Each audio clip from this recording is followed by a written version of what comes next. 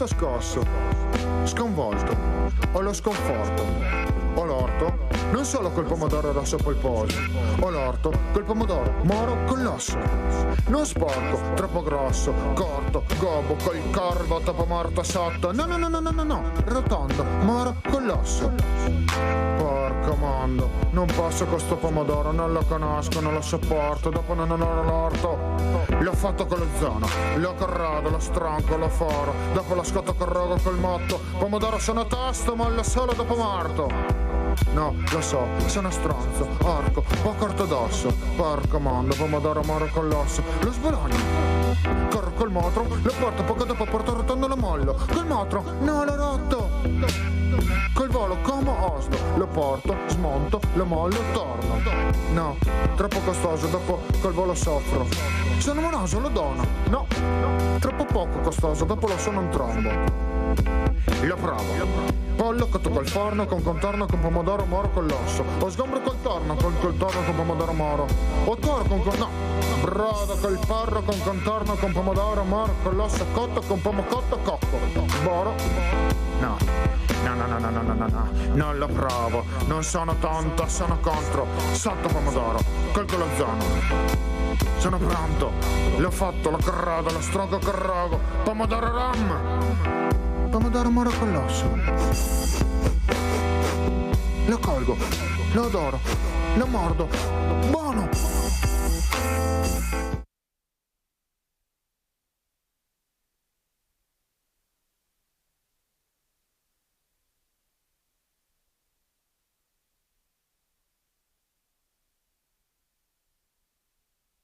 In linea, veramente graditissima, che è il nostro Rinaldo. Come stai, Rinaldo?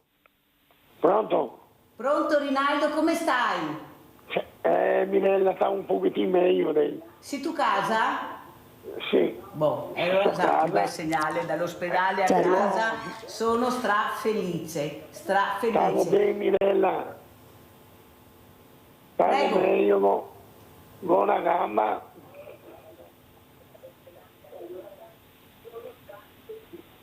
Rinaldo? Anche a me, perché non me ne vuole venire.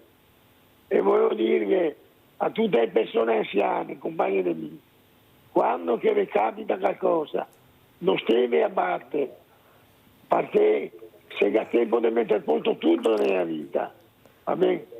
E io dico a qualche altra persona, invece di fare serie alle Seychelles, vada una settimana in cimitero, in ospedale e avere quanta sofferenza che gli altri si andiamo per certe robe, gli abbiamo solo da vergognarsi, bisogna aiutare chi che non ha niente, avete capito? Perché aiutare la povera gente non è un piacere che ti fa, è un dovere, perché al male viene fuori a tutti, capito Mirella? Grazie caro Rinaldo, riposati, prendi fiato, ecco sono felice che sei ritornato a casa, un bel segnale perché quando l'ospedale dimette vuol dire che le cose vanno bene. Mi ha fatto molto piacere sentirti veramente tanto caro Rinaldo, sapete quanto ci tengo e soprattutto se avete bisogno, se qualcuno di voi cerca qualche cosa in più, sai che la Mirella c'è, perciò se hai bisogno chiamaci. Ciao caro Rinaldo e grazie. Allora presento subito gli ospiti molto graditi. Abbiamo in presenza Laura Leporati che è Presidente Nazionale Associazione Dimagrire Insieme e non solo. Non solo. Il pomodoro forse va anche bene Presidente stamattina, anche. Sì, certo. Ecco, abbiamo aperto con un ortaggio molto importante e penso che sia sempre nelle tavole, quasi sempre. Frutta e verdura, sempre, certo. Dottoressa, mi fa molto piacere. Saluto anche Moreno Pesce, atleta paraolimpico. Grazie Moreno di essere qui, anche perché voglio farti ascoltare una storia, vediamo se riusciamo a unire le forze e cercare di dare risposte a questa mamma, a queste mamme disperate. Sentirai questa mattina cosa ti faccio sentire, o l'ho avuta ospite proprio la scorsa settimana e ti dico la verità, ha commosso e ha veramente emozionato anche gli altri ospiti che avevo per quello che abbiamo sentito e che lei ha detto. Perciò ti ringrazio Moreno di essere qui con noi questa mattina. Allora, partiamo Buongiorno a tutti proprio quanti dalla ascoltatori. Presidente Laura Leporati. Allora, Presidente, cosa sta succedendo? Un'obesità che veramente preoccupa molto i pediatri, mi dicono sempre di parlarne perché secondo loro c'è troppo silenzio. Questi genitori che non capiscono che la piantina va curata da piccola, noi Cicciobello che non è più di moda forse, e soprattutto un movimento che fanno poco, tanti, non tutti ma molti bambini e ragazzi anche a scuola. Prego Presidente. Certo. Beh, per quanto riguarda l'argomento che ha appena toccato, è certo che è nella mente di tutti. Non credo che sia neanche sì. I genitori hanno un concorso, fra parentesi, di colpa, non è neanche colpa perché come siamo messi. Ad ogni modo abbiamo visto che dopo il periodo del Covid c'è stato un boom. Un po' perché sono tutto il giorno a scrollare sul telefono, sono seduti con i videogiochi, non hanno più stimoli esterni per poter avere la voglia di uscire, di socializzare, ed è brutto anche quello perché noi una volta andavamo sul muretto davanti casa e la mamma ci chiamava con Il cortile, il cortile o con un urlo, vieni in casa che sei ora, vieni a mangiare o no. E qua invece si scocciano perché magari li distrai da quello che è il loro momento. Noi come associazione cerchiamo di fare nel nostro piccolo quello che possiamo, più che altro anche con l'informazione. Siamo supportati da un comitato scientifico di psicologi, nutrizionisti, dietisti, non vendiamo diete, non trattiamo diete, noi cerchiamo per quanto ci è possibile dare una mano per raggiungere un'esatta alimentazione, cioè un corretto stile di vita, perché la dieta serve per quel periodo in cui la fai, perché ti gratifica, ti aiuta magari a vederti meglio, però non è una cosa che poi dopo puoi continuare nel tempo, perché tante volte succede che uno si stufa, mentre invece se tu cominci un po' alla volta ad educarti a mangiare in modo corretto, ad abituarti ad uscire a fare, non dico ginnastica, ma magari una passeggiata, anche un anziano, io parlo per me, magari mezz'oretta al giorno, oppure basta anche magari mettersi una musica al mattino. Io amo il pop rock, mi piacciono gli Imagine Dragon, quelli, io metto la musica e ballo da sola, cioè già quei 5 minuti aiutano ad aumentare la mia autostima e anche ad aver voglia di uscire. Certo. E noi come associazione possiamo dare un supporto, cioè lo facciamo per mezzo di gruppi di automutuo aiuto. L'approccio è quello di Carl Ramson Rogers, cioè dedicati alla persona. Come mai, Presidente, ha deciso di aprire questa associazione? Cosa è nato? Quando è partito questo? Allora, non sono io personalmente, perché è partito nel 1988, Pensate. sono 40 anni Mamma ormai, mia. da alcune persone che avevano problemi di obesità. E si sono riunite e hanno pensato cosa facciamo, erano un po' pazzerelli, c'erano dentro dei medici di base, c'era dentro anche uno psicologo e allora i primi nutrizionisti, dietisti, cioè coloro che magari cercavano un po' di trovare un escamotage per riuscire a cambiare stile di vita, e si sono buttati, hanno detto proviamo, andiamo.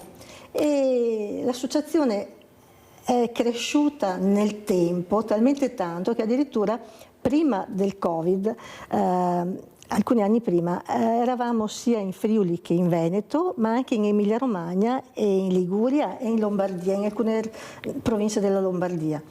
Purtroppo, essendo piccoli, non abbiamo una struttura che può supportare, e poi come si può dire, i giovani sono un po' come si può dire, restii ad affrontare un certo tipo di discorso, soprattutto quando si deve cominciare a parlare di sé, cioè, e di andare dentro a quelle che sono Beh, dopo quello che abbiamo visto ieri, guarda, è stata una roba allucinante, no, veramente. Dopo, ecco, se questi sono gli esempi che certi ministri danno, io non so se ha torto, se ha ragione, ognuno fa le proprie riflessioni, però vedere questi scatti di rabbia, di ira, in un contesto dove veramente dovrebbe regnare il dialogo, soprattutto indipendentemente se uno è d'accordo o meno d'accordo, fa veramente pensare. Giulia da Venezia, vai cara Giulia.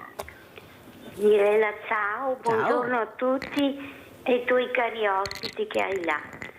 Allora Mirella, con il tuo permesso ho chiamato apposta, mi hai sentita fino adesso, vero? Sì. Chiamato apposta Mirella perché voglio salutare tanto il caro signor Rinaldo. Cara. che anche lui, quando io stavo poco bene, mi dava il coraggio e lo ringrazio tanto perché mi è servito una persona che ti dà forza, che ti incoraggia, e veramente, anche se non lo conosco, gli voglio bene, tanto bene, caro signor Rinaldo, e se posso gli do anche del tu. Certo. E allora ti voglio bene, signor caro Rinaldo, fai parte della nostra famiglia, della grande rete veneta, e ti faccio tanti auguri di buona guarigione e coraggio, vai sempre avanti. Ciao, ciao Rinaldo caro, e buongiorno a tutti. Cara la nostra Giulia, vedete questa famiglia che si è creata, non sanno neanche dove abitano, non si conoscono, però siamo riusciti a creare questa grande famiglia, come dice la nostra Giulia, e fa veramente piacere. Intanto combattiamo la solitudine tutti assieme, certo, che anche quello è un bel momento, ecco, di staccare la spina, e io ringrazio loro perché se la trasmissione ha avuto e ha il successo che ha è merito di questa grande famiglia che mi supporta. Allora io adesso andrei a salutare anche il nostro Moreno Pesce, questo atleta paralimpico. Ciao Moreno, come stai? Voi non avete problemi, ecco, di capire che forse dovete uscire di più, fare più movimento? Ecco, ma perché tanti, non tutti, diciamo la verità. E anche poi vorrei chiedere anche alla Presidente, perché noto di più persone femminili piuttosto che maschili, forse anche la Costituzione, non lo so, però quanto è importante è lo sport? Ti prego Moreno, cerca di farlo capire a quei addetti ai lavori che ancora non capiscono che l'attività motoria dovrebbe iniziare dall'asilo, ma non con le maestre poverette, con dei professionisti che li abbiamo, perché è importantissimo la piantina quando cresce cercare di farla crescere bene, e il movimento è questo. Cosa vuoi dire Moreno, e grazie di essere qui. Grazie a tutti gli ascoltatori e grazie Mirella per avermi invitato. Il tuo discorso non fa una piega, è più difficile magari educare le persone, cioè è più difficile cambiare la mentalità delle persone che non erano educate a fare attività sportiva che educarle a fare attività sportiva. Comunque bisogna considerare che l'attività sportiva aiuta molto il fisico, il buon umore e tutto quello che concerne anche allo stare bene insieme e relazionarsi. Sentivo poc'anzi il signor Rinaldo, ai quali vanno i miei auguri di pronta guarigione, anche se non lo conosco. Mi ha fatto piacere e emozionare un po' sentire la sua voce. E per quanto riguarda invece il contesto dell'attività sportiva, l'ABC sono secondo me anche troppo poche le 2 ore settimanali che sento mia figlia fa a scuola come educazione fisica, e sarebbe più utile invece cercare di coinvolgere i ragazzi a fare qualcosa di più, magari seguendo anche le loro passioni. Solo giocando si riesce in qualche maniera a scoprire magari qualche attitudine un po' più spiccata verso l'attività sportiva e magari scegliersi la propria disciplina. Sicuramente stare a casa non fa bene. Non fa bene perché stare a oziare sul divano o a letto è proprio un innesco di una retrogressione, invece di progredire, là si retrocede e dopo bisogna lavorare il doppio per recuperare. Il periodo del Covid ha segnato molte associazioni e molte persone che, soprattutto con disabilità, vista il mio particolare, quando si sono fermate a causa dell'inagibilità delle palestre. Questa cosa ha creato dei grossi problemi, soprattutto a chi aveva dei blocchi fisici, e quindi ha dovuto lavorare ancora di più poi per cercare di recuperare quel periodo di stop che è stato imposto dalla pandemia. Ora come ora questa cosa non c'è, però c'è un sovraccarico di attività legate proprio allo star male delle persone, e come diceva una persona molto più importante di me, defunto Piero Angela, in questo momento abbiamo bisogno molto di non solo attività sportiva, ma magari di un contatto fisico sincero, vero, puro, come può essere un abbraccio, una parola o del sano tempo condiviso in compagnia. Questa è una cosa che è utile soprattutto per le persone che si sentono sole oppure che si trovano in una situazione di solitudine dovuta a delle cause che sono varie. E quindi bisogna cercare in qualche maniera di trovare comunque uno spiraglio di luce sul quale portare la nostra positività, il nostro io personale, ad andare avanti e cercare di crearsi attorno delle situazioni positive per cercare di far fronte alla criticità.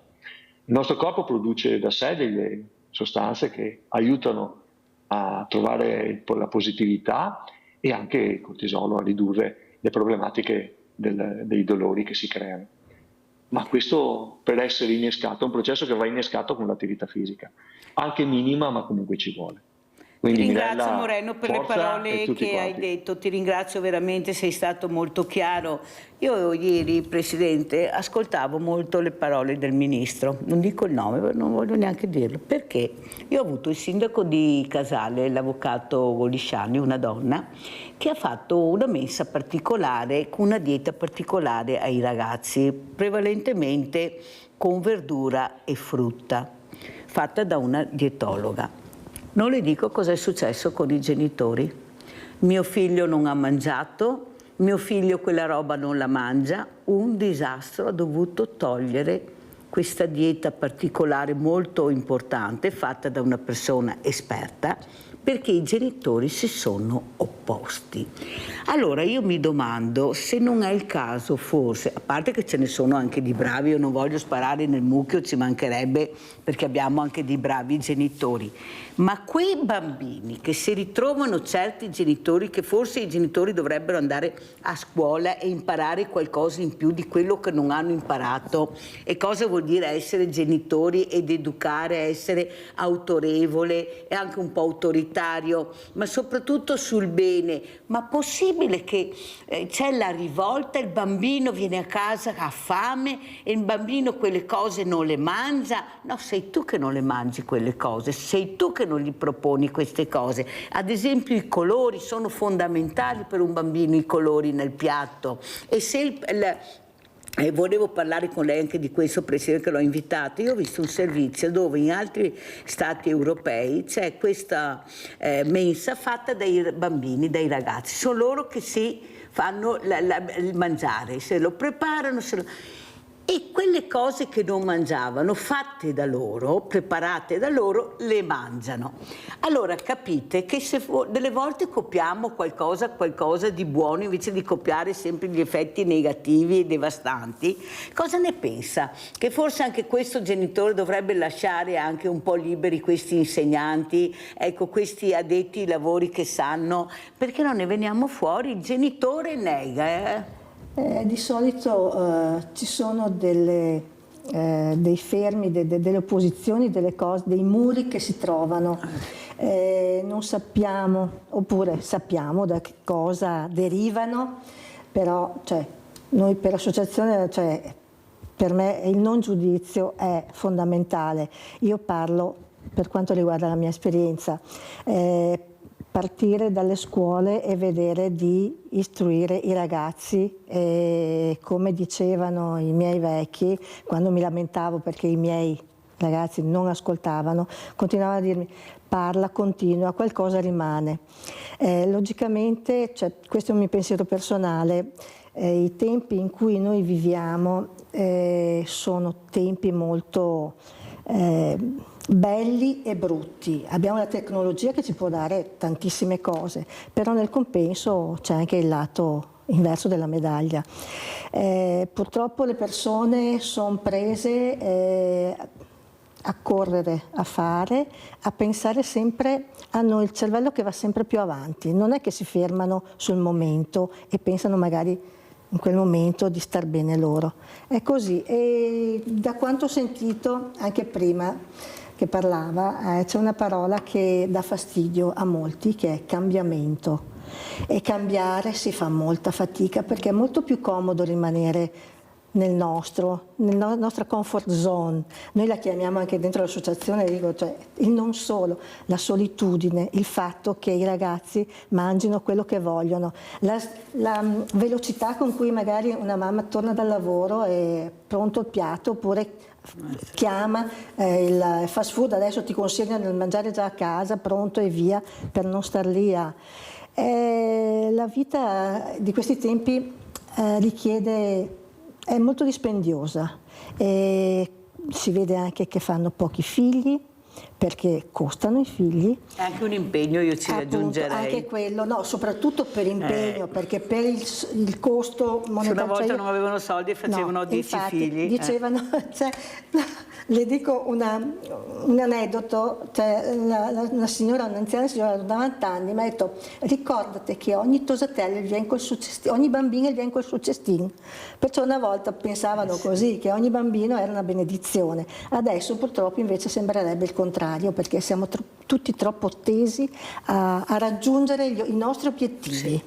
E purtroppo molte volte non ci rendiamo conto che la famiglia è il primo nucleo dove si insegna a socializzare, dove si insegnano le regole, dove si insegna a comportarsi. E purtroppo di questi tempi è dura, ci sono poche persone che riescono ad essere autorevoli senza essere autoritarie e ad essere ascoltate. E un altro verbo che mi piace è scegliere. Abbiamo Sandra da Padova, vai Sandra. Ciao Mirella, buongiorno agli ospiti. Io sono fortunata perché la frutta e le verdure mi sono sempre piaciute, anche da piccola. Poi una volta io, a una certa età, erano cose naturali, Mirella. Però ti dirò una roba, mia mamma non era autorevole, era autoritaria. Cioè, se non ti piaceva quello che aveva preparato Mirella, e mia mamma era brava a farla mangiare, mi diceva: va bene, vai a letto. Io ero magra, sono sempre stata magra di costituzione, però Mirella, andavo a letto con il buco sullo stomaco. E sai, una volta, due, tre, dopo capisci che devi mangiare anche le cose che magari non ti piacciono, perché poi io ho visto negli anni si cambiano anche i gusti. Poi ti dirò una roba che è meglio buttarla sull'allegria. Io abitavo al Duomo, dunque vicino alla cattedrale, e si andava via in bicicletta una volta, Mirella. Io ho imparato con la bicicletta del mio papà, con la gamba per dentro, ho fatto tanti di quei scivolate che non hai idea, però non importa. E c'era la Sacra Famiglia che era poco lontano, lì sull'Argine dove c'erano le carceri, e c'era la chiesa e dietro c'erano le suore che avevano, Mirella, dei campi di pomodori. Mirella, a proposito di pomodori, ci pulivamo con le mani e mangiavamo sti pomodori che erano, ogni tanto ci beccavano, allora in fretta e furia scappavamo. Eravamo tutte le ragazzine e i ragazzini del quartiere, e io questi ricordi, Mirella, mi sono stati e io ho provato anche con mio figlio una volta, vabbè, che è magro, se non hai fame vai a letto. Ti dirò una roba, mi è preso anche un po' di rimorso, Mirella, però sono stata abbastanza ferma, perché ho detto no, perché il mangiare costa, fatica, soldi, e io non butto via niente. È più forte di me, Mirella. È un'altra cultura, un'altra mentalità una volta. Dopo ti dirò una cosa, ha ragione la signora a fianco, perché la gente lavora, però ti dirò una roba, Mirella, io ho anche lavorato, adesso sono in pensione, però facevo i salti mortali perché avevo una famiglia esigente e mio marito ancora adesso mi porta a casa le melanzane dal contadino che è vicino al capannone. Ieri mi ha portato a casa delle zucchine che poi gli uomini non hanno neanche il senso, che sembravano dei missili, e ho detto vabbè. Certo che zucchine in questa stagione fa pensare com'è cambiato il clima. Sandra, devo andare avanti, ti ringrazio della telefonata, se no non ce la faccio, vi devo mandare un video. Comunque hai detto delle cose molto importanti, ti ringrazio. Allora adesso io vorrei far sentire a Moreno Pesce questa mamma Moreno cosa dice e come possiamo aiutarla, e se ti riscontri in quello che dice questa mamma. Andiamo a sentire l'intervento di Federica Verin. Grazie per il tuo nuovo invito e per la tua sensibilità su questo tema, di cui, lo sottolineo, nessun giornalista nazionale si prende la briga, ma soprattutto il coraggio di affrontare, perché bisogna anche a volte fare delle operazioni di verità, perché solo in questo modo le persone hanno la possibilità di prendere coscienza su alcune situazioni a livello sportivo nazionale e internazionale, e quindi possiamo tutti migliorare creando una società migliore e offrendo pari dignità sportiva agli atleti. Allora, noi siamo In Game, un movimento di opinione che è nato dopo le Paralimpiadi di Parigi, e in considerazione del fatto che, essendo la disabilità più diffusa al mondo, fino a questo momento l'Italia praticamente è riuscita a portare un unico atleta. Quindi, lo ricordo, un unico atleta a Parigi e 3 soli atleti a Tokyo, quindi con un decremento dei numeri. E noi siamo nati per offrire pari occasioni a tutte e 3 le categorie di disabilità. Mi riferisco nello specifico anche alla categoria dei ragazzi e degli atleti con la sindrome di Down, e anche alla categoria degli atleti con autismo ad alto funzionamento, attualmente totalmente esclusi dal circuito paralimpico, dalle Paralimpiadi, come ti facevo presente la scorsa volta con grande stupore, perché le persone danno per scontato che loro ci siano. Invece c'è un'assenza totale. Abbiamo avuto notizia da pochi giorni della produzione di un nuovo documento da parte del Comitato Italiano Paralimpico in merito alla partecipazione, per quanto riguarda le disabilità intellettivo-relazionali, al circuito IPC e al circuito Virtus.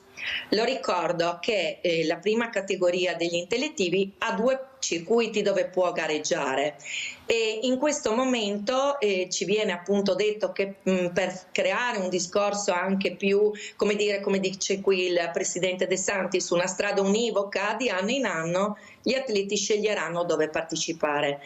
E diciamo che non c'è stato alcun confronto sul territorio di questa cosa, noi non abbiamo copia di questo documento, né sappiamo esattamente i contenuti, però ipotizziamo che se c'è stata una spinta così veloce a creare 2 binari completamente separati, sta a significare che esiste un documento internazionale di tale portata, perché altrimenti, Mirella, sarebbe ulteriormente discriminante per gli atleti italiani dover scegliere in esclusiva di anno in anno un circuito piuttosto che l'altro, mentre magari si ritrovano all'esterno, no, nell'internazionale, dove gli atleti non hanno la necessità di scegliere, ma hanno la possibilità di partecipare ad entrambi i circuiti, uno, diciamo per così dire, più performante, di altissimo livello, e uno importante per la parte esperienziale.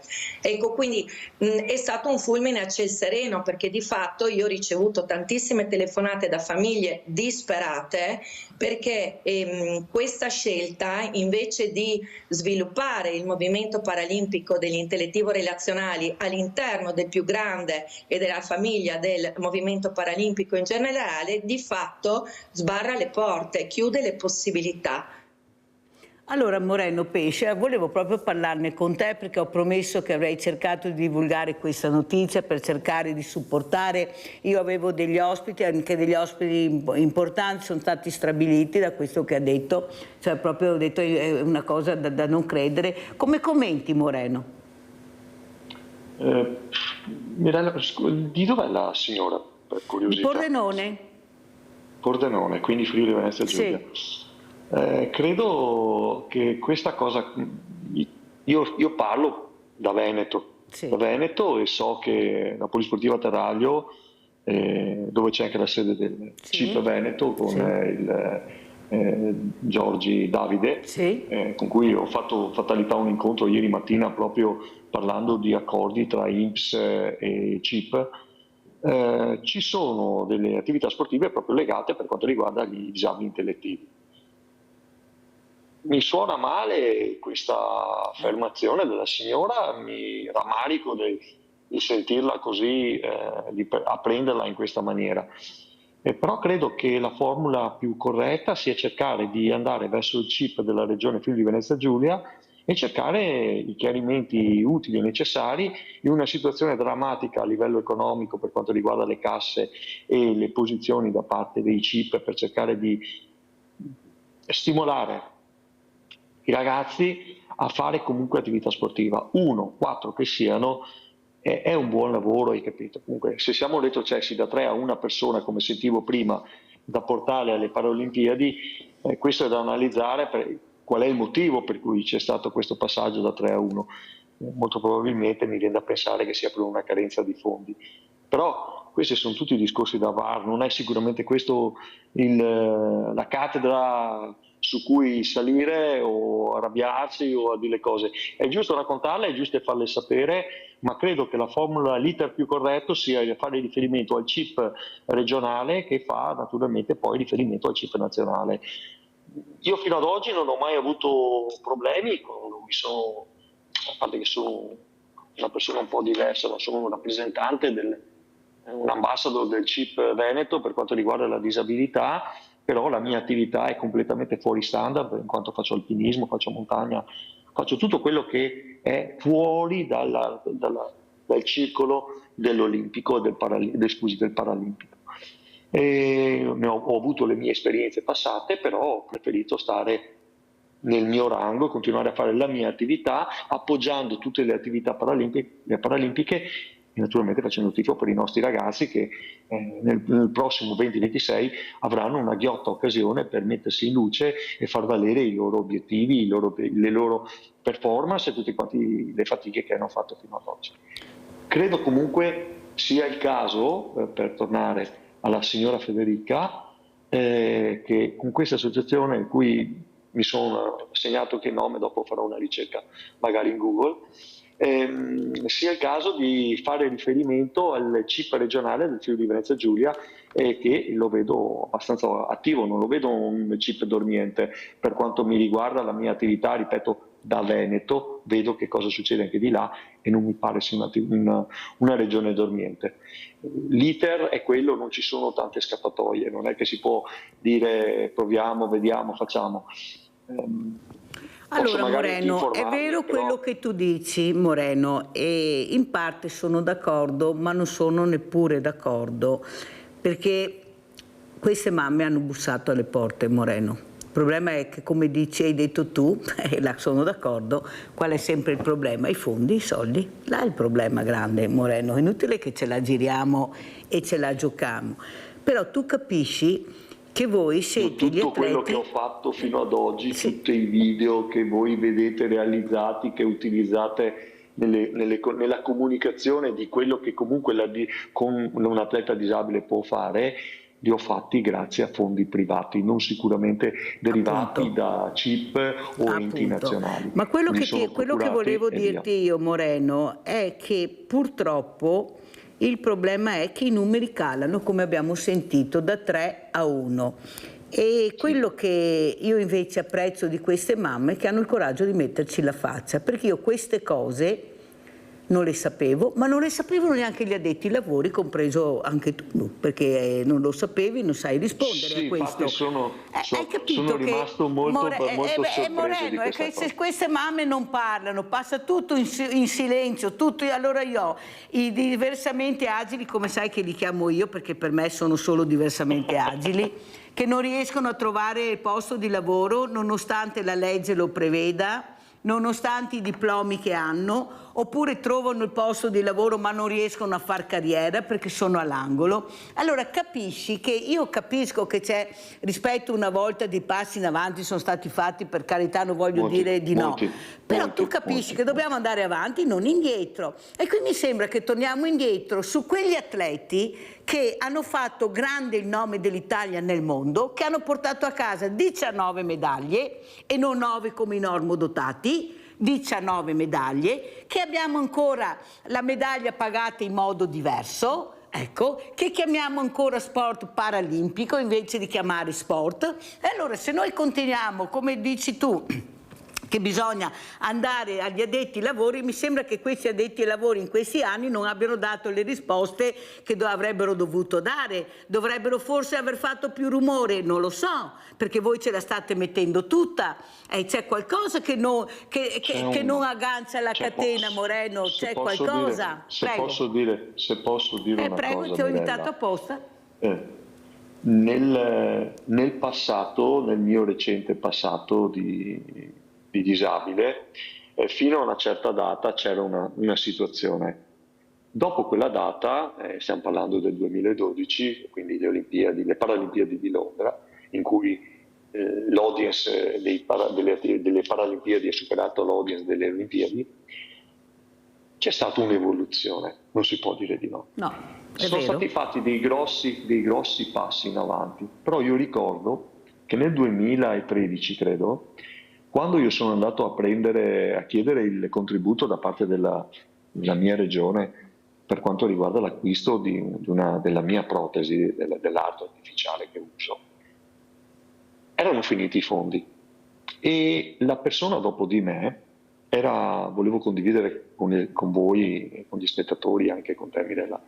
La persona che era dietro di me era una mamma che stava chiedendo il contributo per sostituire le batterie di una sedia a rotelle elettrica per il figlio. Naturalmente questi fondi non c'erano e quindi la sedia a rotelle non poteva muoversi e aveva un peso molto importante perché sono quelli attrezzati con i joystick, per esempio. È una cosa, lì mi ha fatto proprio freddura, cioè perché non avevano i soldi per dare i 190 euro più IVA al 4 per il contributo all'acquisto della mia protesi che aveva il piede, per far capire anche agli spettatori, quando lo Stato ci dà dei soldi, mette sì una parte, però quello che noi vogliamo, magari qualche pezzo particolare che ci aiuta a camminare meglio, dobbiamo aggiungere noi e coprire di tasca nostra. E si sindacava per 190 euro più IVA al 4%. Mentre per le batterie di questa sedia a rotelle, che secondo me era prioritario anche sulla mia protesi, non c'erano proprio i fondi, quindi dovevano aspettare l'anno nuovo. Stavamo parlando credo di ottobre, quindi aveva 3 mesi di stop della sedia a rotelle. Sentire Federica, la signora Federica, mi permetto di darle del tu perché non ho capito bene il cognome, Verin, una cosa del genere. Ecco, la signora Verin mi fa tornare a quei tempi. Però ieri mattina, come dicevo poc'anzi, l'incontro che si è svolto con l'INPS, secondo me ha creato una cosa bella perché si sta creando di assistenta adattata, la presa in carico, lo sviluppo, la possibilità di proporre delle attività sportive a non solo atleti paralimpici, sia ben chiaro. La disabilità non è ogni 4 anni. Una persona che è disabile tutti i giorni. Le criticità che la signora Verin ha esposto sono delle criticità che devono essere trasferite nella vita di tutti i giorni e quando c'è l'elite che eccelle è giusto portarla eventualmente in pompa di mano e farla vedere al Comitato Paralimpico che nel limite del possibile, stiamo sempre parlando di fondi purtroppo Mirella, cerca di fare il possibile. Io ricordo che quando ero paralimpico nel sci da fondo nel 2016, quindi neanche tanti anni fa, l'allenatore mi diceva sempre guarda ci sono 20.000 euro di budget quest'anno, con questi 20.000 euro dobbiamo durare tutto l'anno. Secondo te nel 2016 20.000 euro che cosa può fare una squadra con 20.000 euro? Non ti rispondo, ma risponde Leone da Trebasele, perché devo andare anche in pubblicità. Vai Leone. Prego. Ciao ragazzi, saluti i tuoi ospiti. Allora, senti questa, non ci sono i soldi, no? Allora, l'alta velocità dei treni in Spagna è costata 9 milioni di euro al chilometro. In Francia è costata 10 milioni di euro al chilometro. In Italia la tratta Torino-Milano è costata che è in pianura, che non ci sono gallerie da fare, che non ci sono criticità, è costata a 7 milioni al chilometro. 77, non ho capito. 37. Quanto? 7 volte quello che costa in Francia e in Spagna. Immagini quanti soldi. Ma in Italia costa tutto tanto, non si sa perché, ma noi abbiamo gli stipendi più bassi, le pensioni più basse, ma abbiamo gli stipendi più alti della politica, paghiamo le bollette più care d'Europa, la benzina lo stesso. Leone, guarda, mi fai male a dire questo perché mi fai fare i numeri e i numeri parlano chiaro. Dove vanno a finire tutti i nostri soldi che paghiamo di tasse? Come vengono spesi? Andate a leggere un bilancio, visto che dicono vai a leggerti il bilancio. Andate a leggere un bilancio, poi vediamo se riuscite a capire cosa è scritto sul bilancio e come scrivono i bilanci. Ecco, vorrei che qualcuno invece li spiegasse qui davanti sulla sedia, magari dove c'è la Presidente o con la Presidente, voce per voce cosa sono queste spese, perché veramente i conti non tornano. Hai fatto bene, Leone, a ricordare i numeri, perché i numeri sono questi. Pubblicità.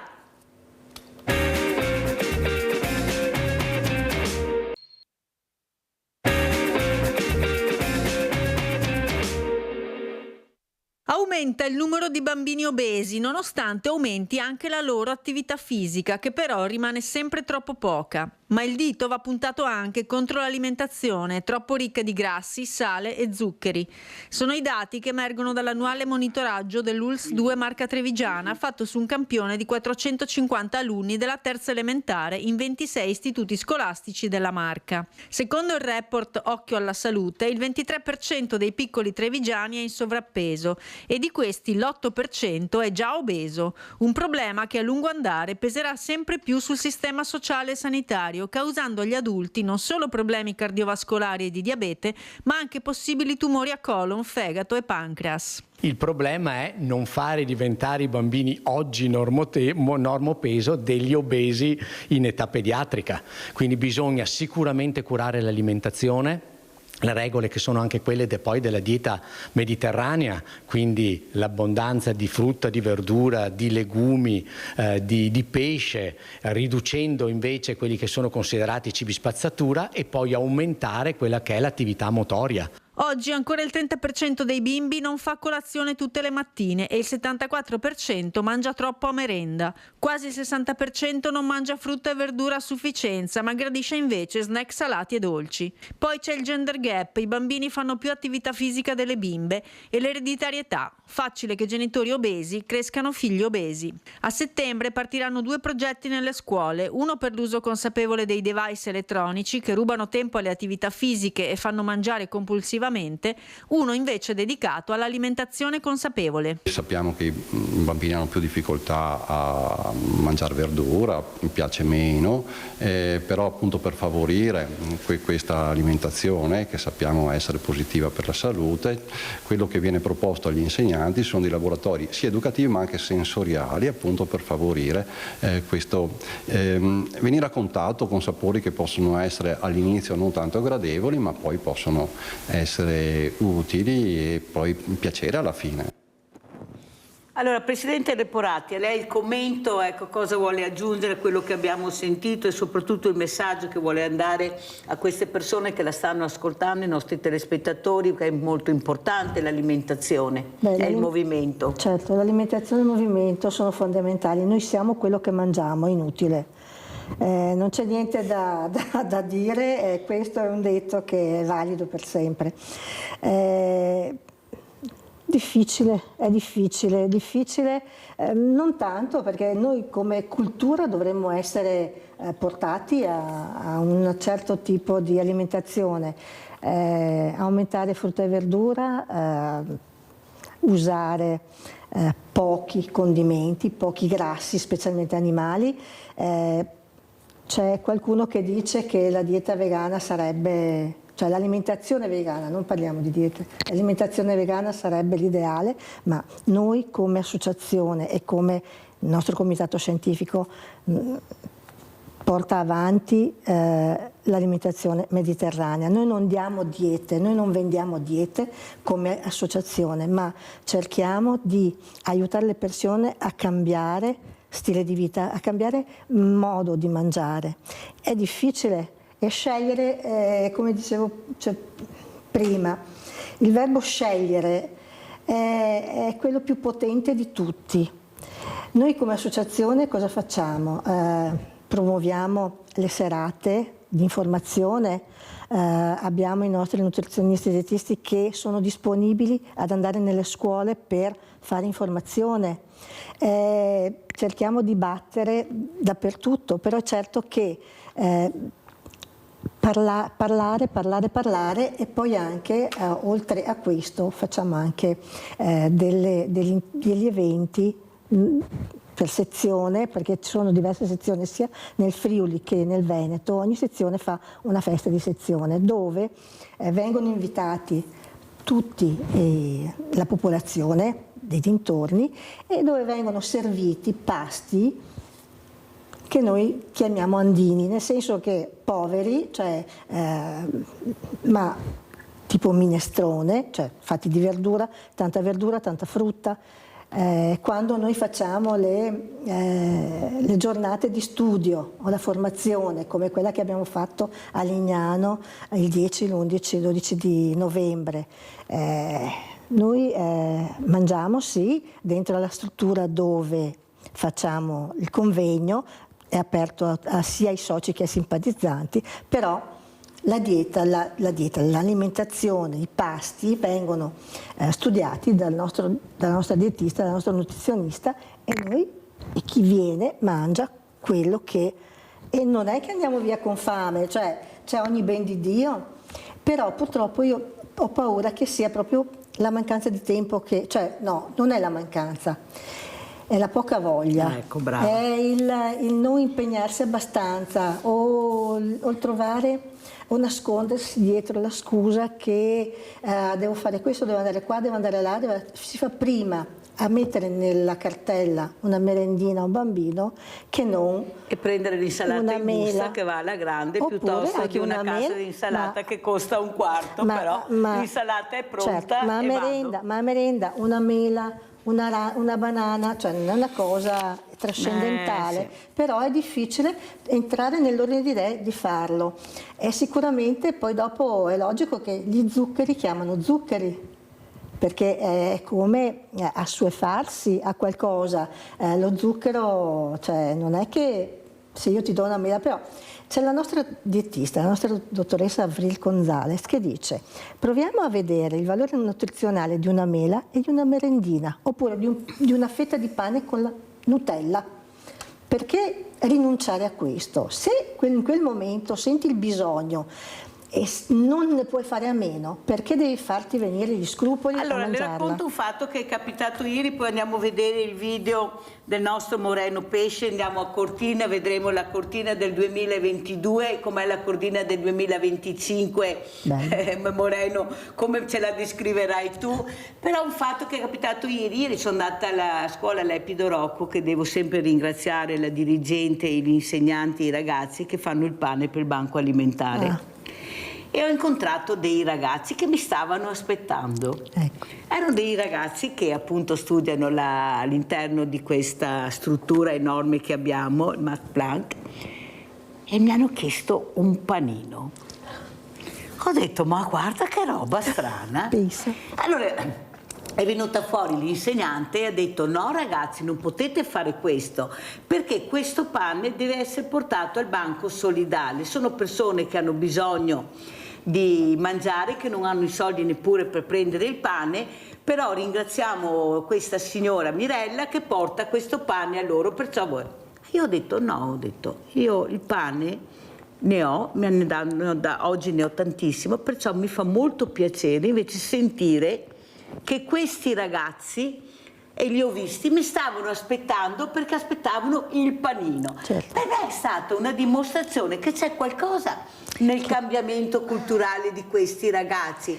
Vuoi vedere, ho detto, che iniziamo a capire, forse sono loro che ci danno i segnali che forse un bel panino appena sfornato, come è successo ieri, attira l'attenzione di questi ragazzi. Guarda che è stato un bel messaggio che mi hanno dato. Cosa dice, Presidente? No, certamente, siamo noi adulti che freniamo tante volte la loro iniziativa, perché a me è successo per esempio di sentire un insegnante che non ha fatto mangiare il panino al ragazzino perché faceva briciole dappertutto. Cioè, allora io mi domando... Speriamo siano casi isolati, per carità. Sì, però sono gli eccessi, certo. È quello il discorso, però lo stile è quello. Ma i ragazzi ti dicono cosa vogliono, certo. Bisogna ascoltarli questi ragazzi. Ecco l'ascolto attivo che bisogna fare con tutti, cioè cercare di ascoltare, non sentire, ma ascoltare col cuore. Andiamo a vedere il video di Moreno Pesce, Cortina 2022. Che bello.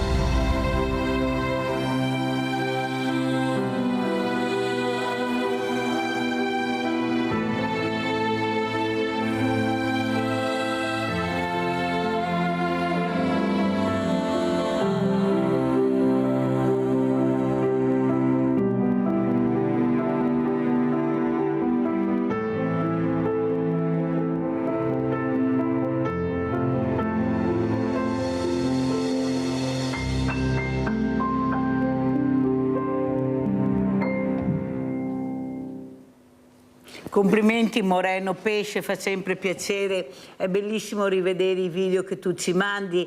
Allora Moreno, io sono curiosa perché ci devo ancora andare, dico sempre, se Cortina è ancora la Perla è diventata una patacca, lo dico proprio chiaramente. Allora siccome devo ancora andarci, tu sorridi ma io lo dico, ma devo vedere e dopo decido. Perché sai, l'altro giorno ho sentito un amico che mi ha detto che un suo amico ha rifiutato un appartamento 50.000 euro, perché i 50.000 euro prossimamente rimarranno molti di più, ecco, di questo capisci le cifre che stiamo sentendo. Ecco, cosa ci racconti di questa Cortina 2025, tu che sei un esperto, che sai, che tocchi con mano la realtà, che vedi e soprattutto complimenti per quello che riesci a fare, questa caparbietà, questa tenacia. Moreno, a me piacerebbe vederti sciare con Fulvio, verremo su Moreno, deciderai tu, una domenica verremo a trovarti tu e Fulvio che sciate, Fulvio Marotto, poi farò le riprese, le faremo vedere a Sveglia Veneti. Vai Moreno. Guarda, il fatto che con Fulvio sicuramente è più bravo di me, non è che già solo fare qualcosa assieme sarebbe una grande esperienza, quindi sarebbe un onore per me conoscerlo dal vivo perché non l'ho ancora conosciuto. Per quanto riguarda invece il discorso dei prezzi che ci sono in giro, purtroppo è una questione di mercato immobiliare in cui poco possiamo noi. Io se vuoi ti posso raccontare di quanto bella è quell'area di Cortina, se vuoi ti posso raccontare quanto bello è il Cadore, quanto bello è la Val Zoldana, quanto bello è l'Algordino, quanto belle sono le nostre Dolomiti e tutta la provincia di Belluno. E non solo, io non ho la provincia più bella, io ho tanti posti dove mi piace vivere e condividere le mie passioni. Poi ti dico, molto spesso a causa dell'attività lavorativa io ho sempre l'abbigliamento e le stampelle pronte in macchina e quando sono in giro mi fermo e vado e parto, magari mi documento un attimo prima e cerco di focalizzare qual è l'ambiente dove io posso permettermi di liberare un po' i pensieri e la mente e vado a camminare. Non è che vado in cerca del sentiero più difficile o del sentiero più facile, vado in cerca di una cosa che può secondo me darmi a pagamento. Poi dividendomi tra la pianura e la montagna mi riesce abbastanza semplice apprezzare anche quello che di piccolo magari mi offre la zona, la regione, no? Che la nostra regione è tanto piccola che è anche tanto grande, che è impossibile da vedere quasi tutta, no? Comunque ti dico, nel mio piccolo non ho un posto più bello di questo o di quello. Io sarò impattato, coinvolto nelle Olimpiadi e nelle Paralimpiadi perché ho fatto la domanda come potevano fare tutti quanti come volontario, e questa cosa qua la faccio perché mi pare buona cosa contribuire con quello che posso alla buona riuscita di questo evento. Non sarò sicuramente un atleta, la mia, tra virgolette, Paralimpiade, l'ho già realizzata, il mio obiettivo era quello di raggiungere la cima della pista Olimpia e questa cosa è stata materializzata nel febbraio di quest'anno, febbraio-marzo di quest'anno. E lì ho ripercorso le stesse orme di chi in passato aveva acceso la fiaccola olimpica. L'abbiamo accesa lì e abbiamo vissuto un'esperienza con tutto quanto sembrava che tutta la città di Cortina mi spingesse su per raggiungere questo obiettivo, e ce l'abbiamo fatta. Quindi questo per me era il top del top, e la mia medaglietta me l'ha attaccata a mia comunque, figlia tra virgolette, vuoi dirmi che è ancora la perla? Dai, ho già capito io, Mirella, guarda che è ancora la perla, ecco, stai tranquilla. Va bene, verrò su con Fulvio, ci incontreremo perché veramente, per chi non sa, Fulvio Marotto è senza gambe, tutte e due le gambe, senza mani, lo so bene. È l'unica persona al mondo che ha la patente di moto, ecco, lui fa tutto, scia, nuota, perciò vedere questi due un grande faro per tutti. Ecco, veramente veramente, guarda Moreno, mi farà piacere, vedrai che lo faremo sicuramente, perché 2 anni che gli manca la montagna, non riesce a venire più a sciare, ecco, perché è molto impegnato, ma questa volta lo porteremo. Perciò grazie Moreno Pesce, ti darò il numero comunque della nostra Federica Verin, in maniera che potete parlarvi, lei ha bisogno di sentire anche la tua voce, vedremo come, ecco, cosa vi direte. Ti mando il suo numero perché sono mamme che hanno bisogno di essere ascoltate, Moreno, e la tua voce è molto importante, ti prego di chiamarla e vedere cosa si può fare. Ti ringrazio tanto, saluto e ringrazio anche la Presidente Laura Leporati, Presidente nazionale di Dimagrire Insieme e non solo, di essere stata con noi. Vuole dire aggiungere qualcosa velocissima? No, vorrei solo dire che ci trovate, se volete guardare, sul sito internet www.andienonsolo.it, trovate tutto e di più, e soprattutto il non solo. E soprattutto il non solo. Grazie ai miei ospiti, pubblicità.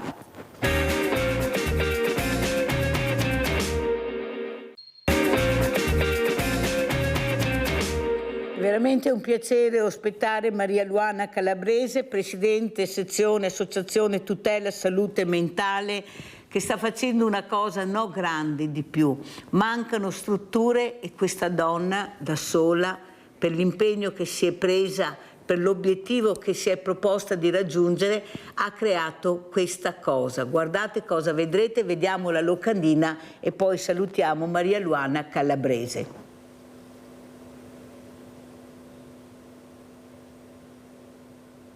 Eccola qua. Grazie Maria Luana di essere qui con noi, veramente grazie di cuore. Allora spieghiamo cosa succederà sabato e cosa sei riuscita a costruire con le tue idee, la tua tenacia, la tua sensibilità per capire che oltre a parlare bisogna agire. Prego Maria Luana.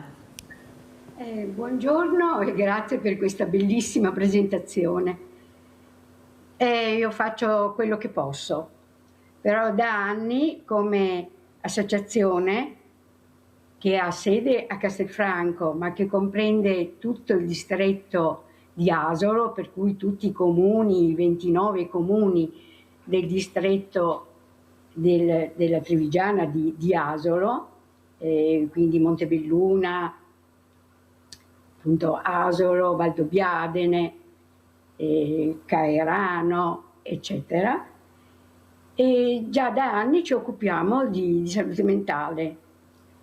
Siamo soprattutto familiari, però ci sono anche adesso utenti, e insieme cerchiamo di fare quelle attività che possono servire a farci star meglio. Questo da anni lo facciamo a Castelfranco. E siccome mi sono trasferita a Valdobbiadene per motivi appunto familiari e connessi con i problemi della salute mentale, allora ho pensato di estendere questa attività sociale a Valdobbiadene. Ho avuto l'occasione di comprare una casa solida ma che ha bisogno di essere sistemata. E allora abbiamo insieme ai volontari, quei pochi volontari che siamo, sistemato il piano terra, costituito da 2 grandi stanze, ingresso, bagno. Vediamo la locandina per cortesia, grazie. Vai Maria Luana. Sì.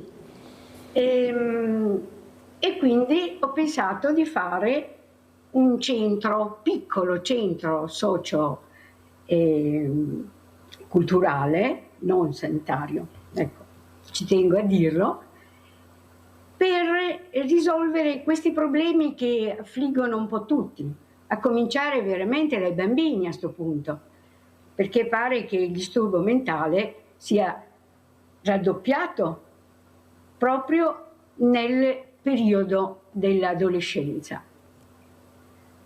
E comunque è un disturbo che coinvolge tutti, cioè tutti più o meno gravemente, nel senso che il benessere psicologico perfetto non ce l'ha nessuno.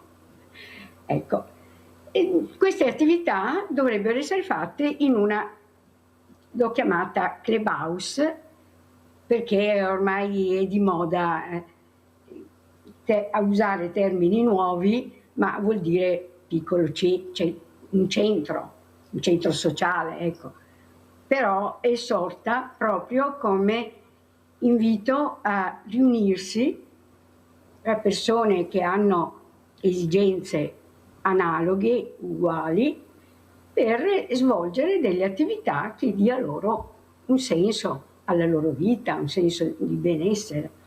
Ecco, allora ho pensato, intanto abbiamo sistemato la casa e il 15, cioè sabato prossimo, 15 novembre, la inauguriamo. Ora, come volontari siamo più o meno una ventina, non di più, però invece contiamo proprio sulla popolazione, perché se verranno tante persone con le loro esperienze, con le loro capacità, con le loro competenze, con il loro impegno anche politico, e ci tengo a dirlo, possiamo fare molte cose. Può essere un centro con attività di non so, computer, bricolage, pittura, lingue, film, eccetera, ma può essere anche un centro promotore di eventi importanti. Ho sentito prima parlare di alimentazione, è vero, se ne deve parlare di più e soprattutto si devono applicare questi principi, perché è vero che noi siamo quello che mangiamo, è molto importante. È importante il movimento, il moto, possiamo organizzare delle gite. Insomma, in tanti possiamo fare moltissime cose. È un consiglio che posso darti, Maria Luana, è di accelerare su questo in questi giorni, perché siamo vicino alle elezioni. Chissà che magari con la scusa delle elezioni non riesci ad ottenere quello che stai cercando di fare per la comunità, perché non lo fai per te, ma lo fai per un bene della comunità, che siamo coinvolti tutti, e perciò la politica dovrebbe dare delle risposte, visto quello che sta cercando di fare Maria Luana Calabrese. Allora ringrazio e saluto anche Valentino Montagnier, direttore agricoltori di Padova. Grazie anche a lei, direttore, di essere qui, perché è molto importante sentire anche la sua voce. Abbiamo parlato appunto di diete, di mangiare sano, di prodotti agricoli, abbiamo parlato dell'importanza di mangiare sano, soprattutto le verdure, la frutta, solo che il problema, io l'altro giorno ero dal fruttivendolo, una signora si è rifatta a fare il conto, ha detto no, non è possibile che abbia speso questa cifra,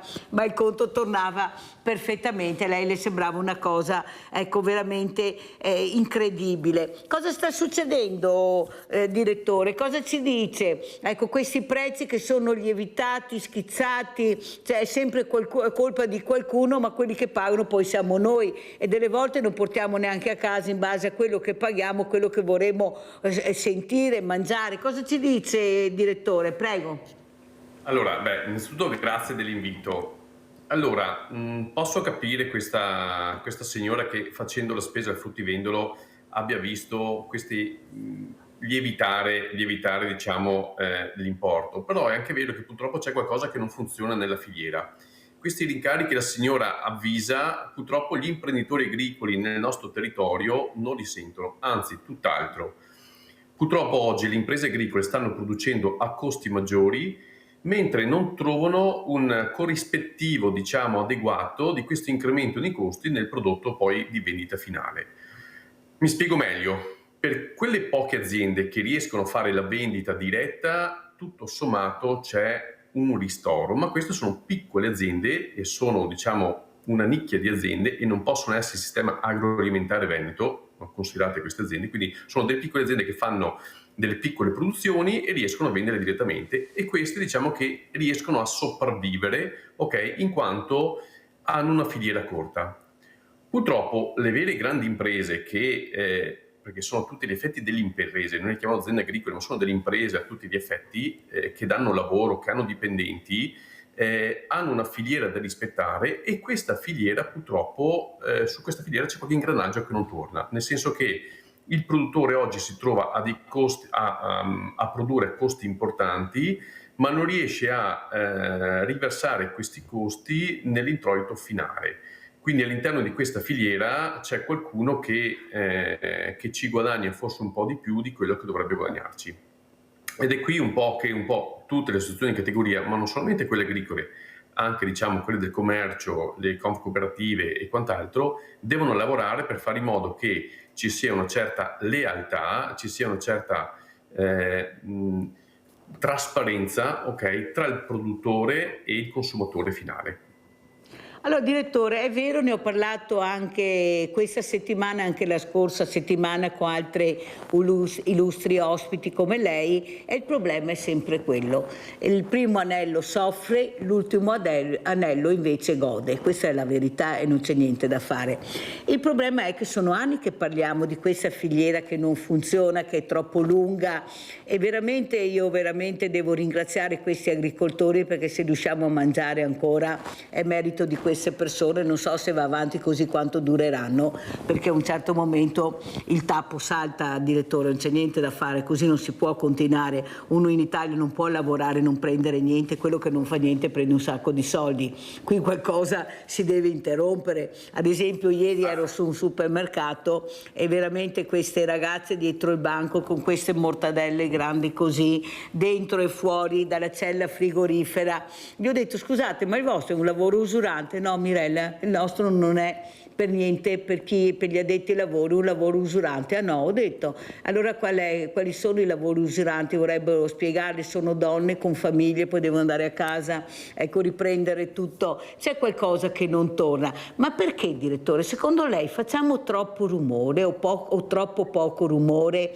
e diamo fastidio? Oppure, come dice Luana Calabresi, bisogna rimboccarsi le maniche e cercare di fare quello che la politica non fa? Ecco, questi genitori, queste donne, ha sentito cosa sta facendo Maria Luana Calabresi, ha acquistato questa casa, sta cercando di renderla utile per la comunità, di aiutare le fragilità. Ma cosa dobbiamo fare, direttore, per far capire che devono dire anche basta a certe cose, a certi sprechi, e mettere i soldi dove servono e dare veramente a chi lavora? Prego, direttore. Allora, più che sveglia Veneti dovremmo dirci sveglia Italia, nel senso che purtroppo oggi ci troviamo in una situazione in cui ci sono padri, ok, che quando guardano i figli non sanno se consigliarli di continuare l'attività di famiglia, ok, o cercare altro. E questo è un dolore per i padri, per i genitori che hanno creato un'azienda agricola, ok, perché quando non si decide più di seminare cereali, non è solamente l'impresa, l'agricoltore, il papà a perdere, ma è un pezzo di storia che se ne va ed è un anello della filiera che si spezza. Però purtroppo la produzione, ad esempio, di cereali nel nostro territorio fa parte di un sistema di commodity, nel senso che oggi il mais, il frumento, l'orzo, la soia non sono apprezzate perché coltivate con certe caratteristiche, utilizzando alcuni agrofarmaci piuttosto che non altri. Quindi vengono prezzati, vengono quantificati in termini di valore come fossero un prodotto, prodotto negli Stati Uniti piuttosto che nell'America Latina. E quindi non c'è una differenza vera e propria su questi prodotti, cosa che invece noi dovremmo cercare di affermare. Però qui dovrebbe essere l'Unione Europea e quindi ogni Stato membro, a partire dall'Italia, a cercare di avere una forza contrattuale su questo. Se poi pensiamo che facciamo accordi come il Mercosur, in cui rischiamo di compromettere il nostro sistema agroalimentare europeo, barattandolo con il sistema industriale, molto probabilmente perché vogliamo vendere qualche Volkswagen, qualche Renault in più nell'America del Sud, e poi compromettiamo la nostra produzione agroalimentare, questo vuol dire che la politica non sta aiutando il settore primario. Ricordiamoci che in tempo di Covid l'agricoltura era stata valorizzata proprio perché quando si cominciava a intravedere qualche fondo dello scaffale si era capito che effettivamente la sostenibilità e la la capacità che ha il settore agricolo di alimentare, di sostenere la popolazione era diventata fondamentale. In quel momento lì si è potuto valorizzare e gli imprenditori agricoli si sentivano valorizzati.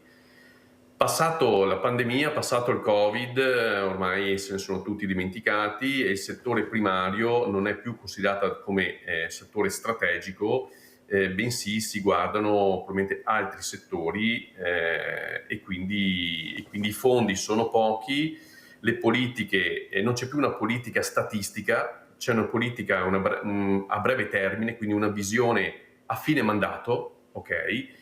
E non si riesce più a fare politiche statistiche lungimiranti, perché in realtà quello che manca è proprio questo, quindi una politica statistica in un settore come quello primario, nel poter creare qualcosa di investire in una politica che possa creare una filiera sostenibile dal produttore al consumatore. È questo, quindi il vero problema è la politica che oggi non aiuta in modo adeguato, perché si limita sostanzialmente ad una politica di breve termine. Abbiamo Claudio da Marano Vicentino, vai Claudio.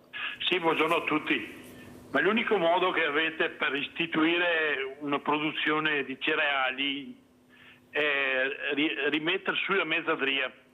Cioè nel senso che in Argentina Benetton ha terreni, campagne sterminate, non so se sono coltivate, però potrebbe essere un inizio di mezzadria in Argentina fatta dagli italiani, e più alte anche terreni in Patagonia, e voi dovete parlare con questi proprietari qua se volete coltivare ancora i cereali, perché per i cereali ci vogliono enormi estensioni. L'Italia è 300.000 km quadrati e praticamente è 35, per esempio, se facciamo un esempio con il Canada, è 35 volte più piccola, cioè l'Italia ci sta 35 volte nel Canada. Quindi se volete mettere su una produzione di cereali si deve ritornare alla mezzadria e si deve andare all'estero, e potreste in questo modo voi che siete un'associazione essere utili. Buona giornata signori. Allora, prima di rispondere a Claudio da Marano vorrei parlare con Maria Luana Calabrese, perché il direttore Maria Luana Calabrese, Valentino Montagnara, ha parlato di politica lungimirante. Nel tuo osservatorio importante abbiamo avuto una politica lungimirante oppure siamo in condizioni pietose? Abbiamo sentito, e tu non so se hai sentito e letto, quel papà che ha portato a casa il figlio 53enne dalla comunità, che non poteva portarlo a casa, ma lui adorava questo figlio, però era stato lasciato solo. Io sono stata molto colpita da questo fatto increscioso, terribile che è successo, questo figlio che ha picchiato questo padre che è caduto e si è fatto molto male, ma soprattutto perché anche se i familiari avevano detto non portare a casa tuo figlio, lui il suo figlio era, bisogna anche guardarlo dall'altra parte della medaglia, però bisognava supportarlo. Maria Luana, può essere questo padre da solo che gestisce questo figlio con problemi mentali?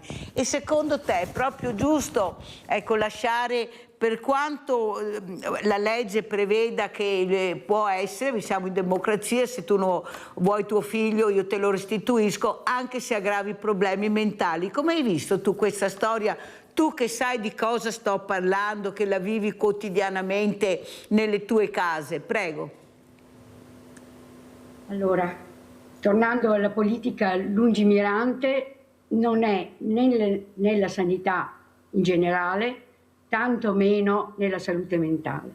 Nella salute mentale bisogna investire in risorse sia economiche sia di personale e soprattutto di nuovi approcci terapeutici, nuove cure, nuove attenzioni.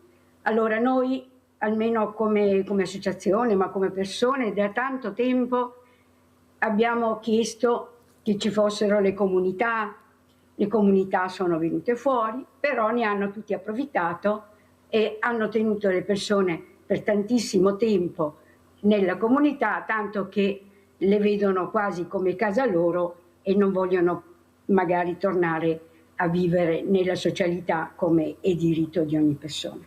Per cui in questo momento stiamo tutti cercando di attrarre l'attenzione dei medici, della salute, dei politici, eccetera, sulla socialità della persona. Quindi non tante comunità, gruppi appartamento. Gruppi appartamento che però la politica, diciamo, vuole quasi lasciare alla gestione delle famiglie. Ecco, non è questo che noi vogliamo. Primo, non vogliamo che con la scusa che la persona è giusto che viva in famiglia venga consegnata e abbandonata alla famiglia. Assolutamente no. Vogliamo invece che ci sia un passaggio graduale e ben sicuro fra la comunità e la famiglia o un gruppo appartamento. Li chiamano co-housing, però non vuol dire co-housing abbandonati. Per me è importantissimo che ci sia un aiuto 24 ore su 24 e quindi una gestione oculata del problema, perché è giusto non abbandonare le famiglie come 50 anni fa, perché ormai devo dirlo, 40 anni fa era quasi meglio, e non curarsi poi della quotidianità. Ecco, questo è importante. Anche questo è nelle intenzioni dell'associazione, tant'è vero che anche a Castelfranco stiamo cercando di fare un appartamento supportato, anzi sono 2 collegati, in modo che siano supportati 24 ore su 24. Ci è stato detto, ma costa troppo. Ecco, non costa mai troppo per salvare le persone. Hai fatto bene anche a spiegarlo e soprattutto a puntare su questo. Salvare una persona non costa mai troppo. Hai fatto veramente bene. Ti ringrazio, Maria Luana, per averlo detto. Poi vediamo dove sprecano i soldi, visto che per le cose utili per la comunità non ci sono mai. Allora andiamo a vedere anche questa locandina che ha mandato il direttore Valentino Montagnier per gli 80 anni di questa associazione, che è molto importante capire, ecco, questo evento. Andiamo a vedere e rispondiamo anche al nostro Claudio da Marano. Prego, direttore. Grazie Mirella. Allora, capisco Claudio da Marano, il suo sfogo, che giustamente dice che possiamo fare impresa anche in Sud America. Però diciamo che noi siamo un'associazione del territorio. Confagricoltura Padova oggi rappresenta oltre 4.000 imprese agricole del territorio appunto padovano e ha come obiettivo non solamente l'aiuto alla sovranità alimentare, ma sostanzialmente sono imprese che gestiscono un territorio, quindi il territorio della provincia è stato modificato e modellato secondo anche il tipo di attività che le imprese agricole hanno fatto. Oggi io parlo, ho inventato un acronimo che si chiama la sostenibilità ASAE, cioè l'azienda agricola oggi deve essere sostenibile dal punto di vista ambientale, sociale, agronomico ed economico. Quindi quando noi riusciamo ad avere un'azienda agricola, un'impresa agricola che rispetta queste caratteristiche, allora abbiamo assolto il nostro compito come Confagricoltura Padova.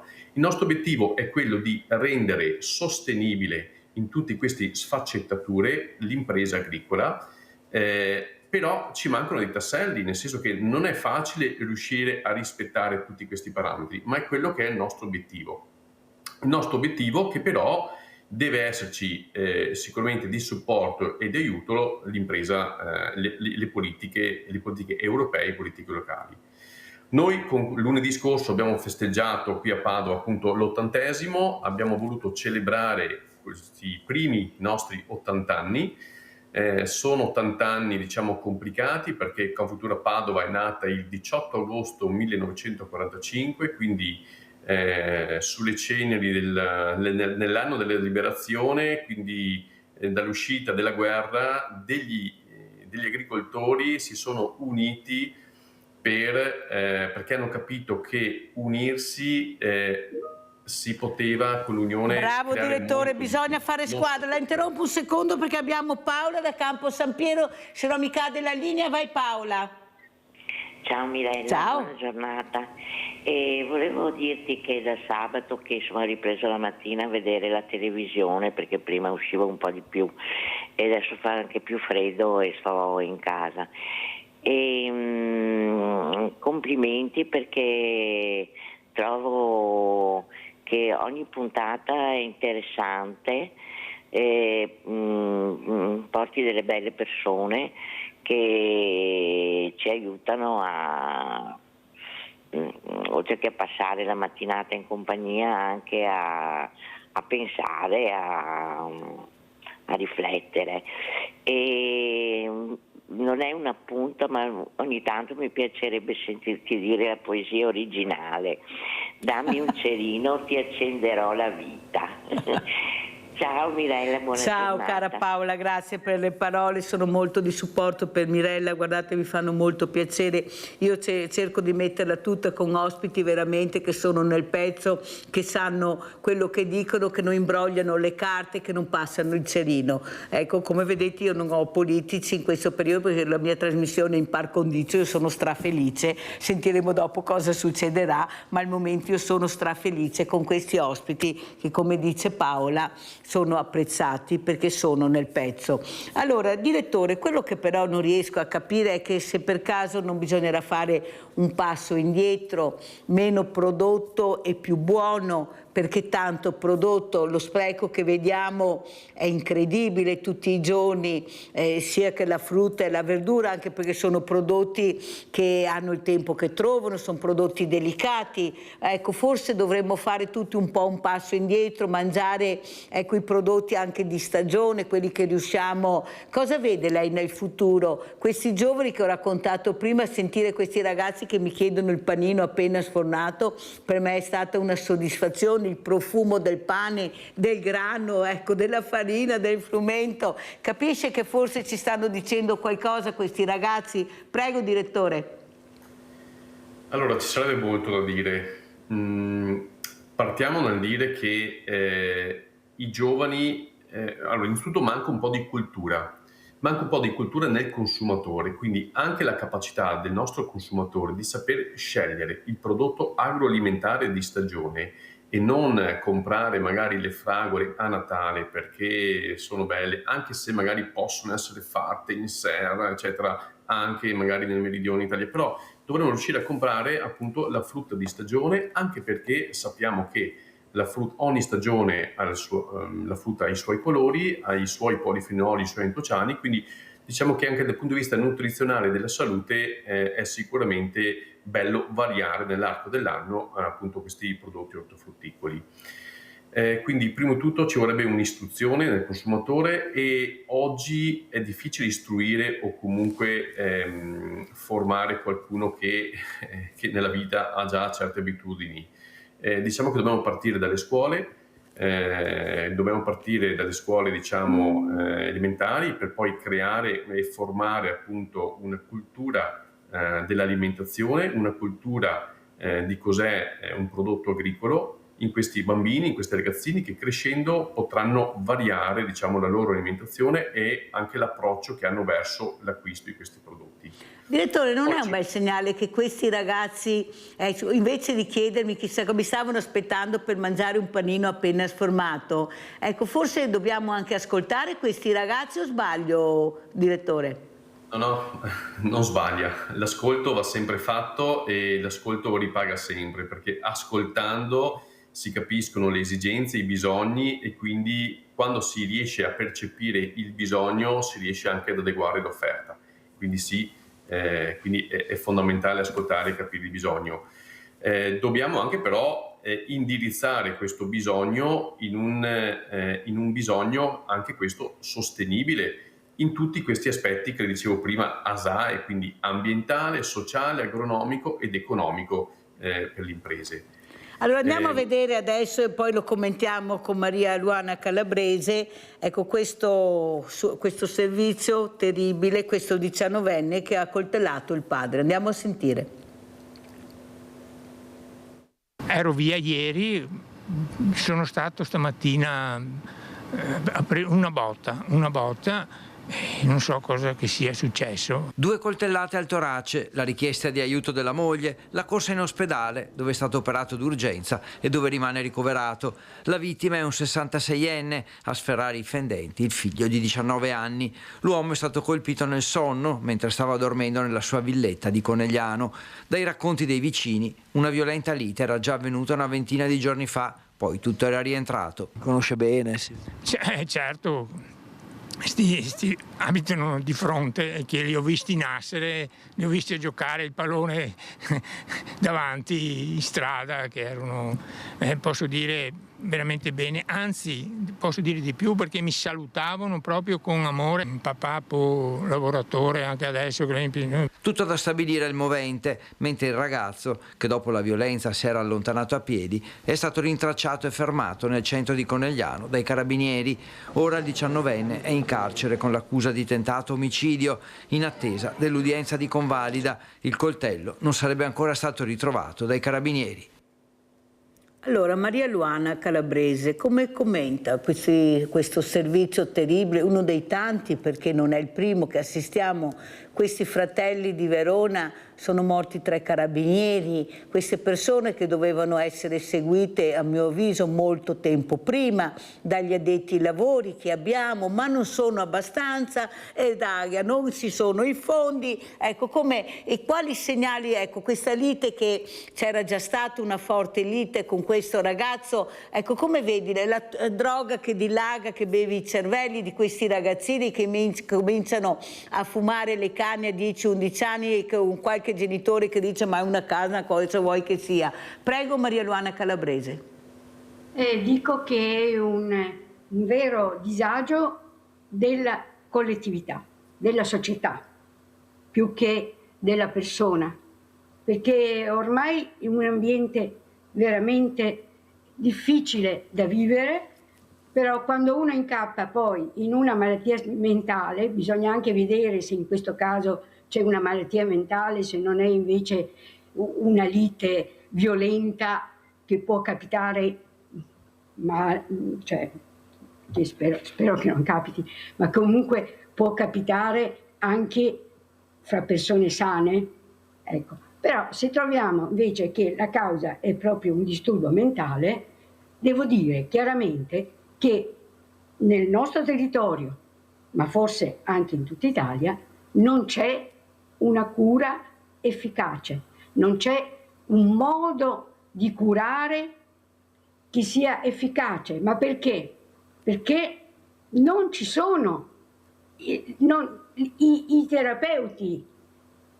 Nei nostri servizi ci sono a malapena 1 o 2 psichiatri disponibili per 200.000 persone, cioè non è possibile poter curare veramente. Quindi curano, per modo di dire, con farmaci, senza attenzione alle vere cause che portano la persona a star male. Però posso anche dire che la società, in primis le famiglie che hanno questo problema, ma soprattutto la società, deve essere più attenta, informata su come se ne esce fuori.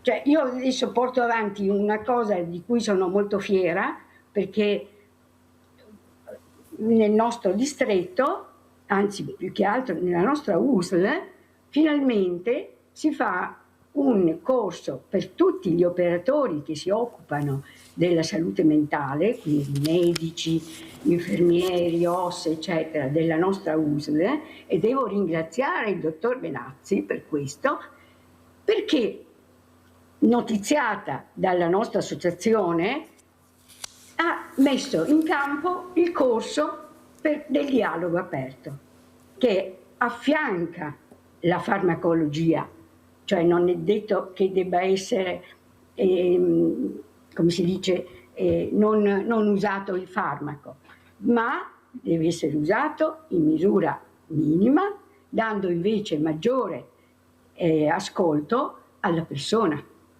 alle cause che hanno portato al disagio e che possono essere in parte rimosse proprio con un'attenta visione della sua vita e partecipazione della comunità. Ecco, anche questo è l'intento della mia Clubhouse. Io vorrei anche che fosse un punto di incontro per informarsi, per chiedere alle USL, a chi è competente, un certo servizio, un servizio efficace, non un tamponamento o addirittura abbandono della persona. Allora andiamo a vedere anche questo servizio salute mentale, noi voci invisibili, e poi lo commentiamo. Noi voci invisibili perché il disturbo non lo vedi, ripeto, non è come un braccio rotto, non si vede ma c'è. E appunto, volendo fare le cose in grande, una volta iniziato a scrivere ho voluto provare a pubblicarlo. Elisa per me vive così, è un padre visibilmente commosso. Maurizio con queste parole racconta perché ha voluto consegnare nelle mani dei media e del pubblico in sala l'evento organizzato a Santa Caterina a Treviso nel giorno dedicato alla salute mentale, le parole della figlia Elisa, oggi scomparsa. Che io non volevo morire, cioè che io avevo ancora tanto da dare, tanto da vivere, tanto da fare. E quello che stavo facendo era una cazzata. Affetta da una forma grave di bipolarismo, Elisa ha lottato contro il male oscuro dentro e accanto a lei c'era la famiglia. Della mente, il dolore del cuore, il dolore dell'anima ti trasforma in dolore fisico e ti stravolge anche la fisicità. Noi ci accorgevamo quando Elisa stava male, pur non dicendoci nulla, solamente dal colore e dallo sguardo che aveva. Si trasformano questi ragazzi. Scrittrice, Elisa, designer di moda, viaggiatrice, quel vuoto che ciclicamente la divorava. Il padre Maurizio da Como è arrivato in Veneto per condividere questa storia e fare rete. Elisa si è aggravata con il Covid, racconta il papà l'importanza per chi vive un dramma interiore di sentirsi realizzato con il lavoro. Lavorava a Firenze, quindi era proprio nel cuore, in uno dei cuori pulsanti del campo del settore della moda. Si sono fermate le sue attività e come sono fermate le attività si è fermata lei e non è riuscita più a risalire la china. Al suo fianco c'è Luciana Cremonese, alla guida della cooperativa Il Solco. Un dato di settembre, sì. Da gennaio-settembre, 100 sono state le persone che sono morte per cause non naturali, ok? Quindi con un suicidio, nel territorio trevigiano, e di questi ci sono minori. Solco dà lavoro a chi soffre di disturbi mentali, è sul territorio grazie ad un sistema cooperativo e agli imprenditori che scelgono di investire in questo ambizioso progetto di aprire uno spiraglio di luce in chi vive nel buio. Non possiamo considerarci solo malati, se noi fossimo identificati solo con quello, non sarebbe una vita degna di essere vissuta. Quindi quello che noi abbiamo cercato negli anni è quello di dare un'identità diversa alle persone che arrivano da noi. E nonostante le difficoltà si può lavorare e questo è fondamentale. Abbiamo Giusy in linea, vai Giusy. Ciao Mirella, buongiorno ai tuoi ospiti. Volevo fare una domanda al presidente dell'agricoltura, adesso non mi ricordo il nome, va bene. Valentino Montagnier. Esatto, ecco. Signor Montagnier, perché i vigili non fanno i sopralluoghi da certi fruttivendoli che espongono la loro merce fuori dei negozi in balia dell'inquinamento delle auto e camion? E dopo, quando vai dentro il negozio, ti danno le buste di plastica biodegradabili e non vedono fuori del negozio, insomma. Questo bisogna che facciano i vigili, non tenere la merce fuori.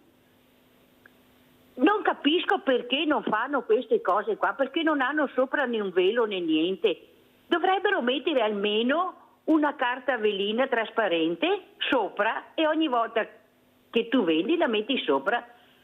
Li vedi proprio davanti ai semafori con tutte queste cassette di frutta e verdura fuori e dopo dentro devi pagare anche la busta 3 centesimi, magari hai 5 prodotti, 3, 6, 9, 12, 15 e sono 15 centesimi ogni volta che vai a fare la spesa. Faccia qualcosa anche lei, perché è tanto che lo dico qui dalla Mirella e vedo che non fanno niente. Bisogna stare più attenti. Le fragole sono quelle che prendono più polvere di tutti, ma perché non puoi lavarli, le lavi sì, ma penetrano dentro tutto quanto, tutto quello che passa per strada. La saluto, grazie, vi saluto. Dopo dico qualcosa a Giusy, però prima di sentire la risposta del direttore agricoltori di Padova, Valentino Montagnari, volevo commentare il servizio che abbiamo visto, Noi Voci Invisibili, questo padre che ha perso questa adorata figlia, e la cooperativa Il Solco che cerca di spiegare i numeri che ci sono. Prego Maria Luana Calabrese. Io vedo in ogni suicidio una causa, magari scatenante, ultima, che l'ha prodotto. Penso che non si debba arrivare al momento del suicidio. Penso che la cosa deve essere colta subito. Quel papà ha detto: si sono fermate le attività e lei ha cessato di vivere. Ha cessato di vivere già in quel momento, non quando si è suicidata. Cioè dobbiamo capire cosa veramente dobbiamo fare per salvare queste persone. Dobbiamo aiutarle nel momento della loro disperazione. Io Maria Luana ti ringrazio anche della commozione che veramente stai esprimendo, che ti assale, perché io sono venuta a casa tua, ho sentito le grida di persone che tu cercavi di aiutare. Ecco, bisogna attenzionarle, bisogna avere l'ascolto che meritano e soprattutto capire i sintomi, ma non è facile Maria Luana, perché la famiglia è sola, avete sentito quel papà, ma come fai a dare questa creatura che non è sana di mente a un papà diversamente giovane che non sarà in grado di gestirlo, non ce la farà mai da solo a gestirlo, oltretutto con i familiari lontani che gli aveva detto non portarlo a casa, perciò già là c'è una separazione, noi non ti aiuteremo, non portarlo a casa, e poi il supporto che dovrebbe essere stato e che non è stato dato. Io spero che questo padre ce la faccia. Ho chiesto anche ai volontari AVO di andarlo a trovare, di cercare di capire, ecco, perché loro sanno tendere la mano, perché bisogna anche saper tendere la mano, bisogna essere, ecco, dei professionisti su questo. Guardate che l'ascolto per queste persone è fondamentale, ma bisogna saperlo fare, non può andare chiunque, è là il problema. Allora Maria Luana, rivediamo la locandina, ecco, che appello vuoi fare prima di lasciarci? L'appello è questo: chiedo alle persone di interessarsi degli altri. Interessarsi degli altri in salute mentale vuol dire informarsi, essere vicini, aiutare, essere coinvolti indipendentemente da un proprio disagio. Devo dire che aiutare gli altri fa bene a noi stessi. E sembra una frase fatta, ma io ne ho un'esperienza. Grazie Maria Luana Calabrese, andate che è libero domenica sabato a trovarla, perché sta cercando di fare una cosa importante che riguarda tutti, guardate, nessuno è escluso, riguarda tutti voi, perciò riflettete e capite che bisogna fare squadra con queste persone che ci mettono la faccia, i soldi per aiutare tutta la comunità, questa è la verità. Allora, grazie cara Maria Luana Calabrese, un grande abbraccio. Alle 3:30, Valdobbiadene, via Mazzolini 79, vicino al campanile. Grazie Maria Luana Calabrese. Allora, prima di salutare invece il direttore Valentino Montagneri, andiamo a vedere questa chiusura anno agricolo e poi lo commentiamo e lo salutiamo.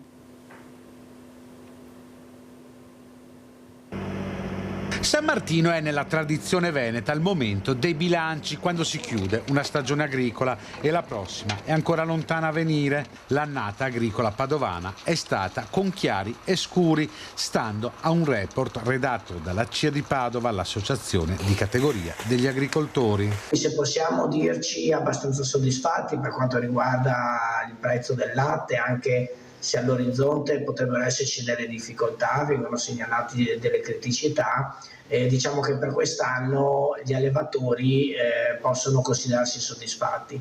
Diverso invece per quanto riguarda la produzione dei frutti e in particolare dell'olio nei colli euganei. Tra i problemi principali per il comparto agricolo i cambiamenti climatici che portano eventi estremi sempre più frequenti, ma non solo, perché animali selvatici come cinghiali e insetti non autoctoni come cimice asiatica hanno segnato pesantemente la redditività. Un'annata con molte criticità, alcune note positive, ma soprattutto un grande interrogativo per il futuro, soprattutto in vista della riforma della PAC che stanno facendo in Europa. Una prospettiva che ci preoccupa moltissimo, in quanto il sostegno della PAC, per cui il sostegno al reddito per gli agricoltori, soprattutto in situazioni nella quale il valore di mercato non riconosce il valore della produzione primaria, diventano necessarie per mantenere economicamente sostenibili le nostre aziende agricole.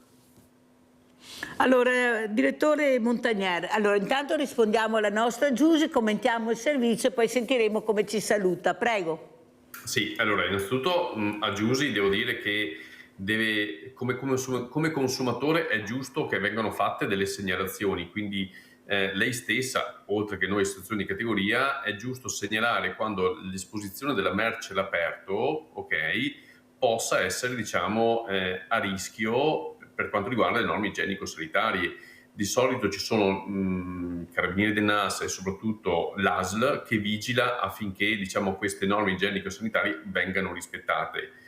Sappiamo che talvolta però tutte le norme non vengono rispettate. Ecco, va segnalato perché attenzione che il divieto di rispetto delle norme igienico-sanitarie ad un'attività può comportare, oltre a multe particolarmente salate, anche la chiusura dell'attività stessa, anche perché si può trattare addirittura di un attentato alla salute, quindi va sicuramente segnalato. Poi per quanto riguarda il servizio, condivido con quanto affermato dal presidente di CIA, il caro amico Luca, in quanto effettivamente il settore del latte ha finalmente visto un po' di luce, arriva da anni sofferenti in cui il latte era poco più di 30 centesimi, oggi invece sta vivendo un momento in cui può dire che i costi vengono ammortizzati, in quanto oggi fare una stalla ha comunque costi molto importanti e deve sostenere e ammortizzare costi importantissimi. Oltre che la mandria anche ha avuto importanti incrementi di costo. È da poco passato San Martino, è il momento in cui si tirano le somme come ogni anno per le imprese agricole, si guarda il tempo che è trascorso, si guarda il futuro.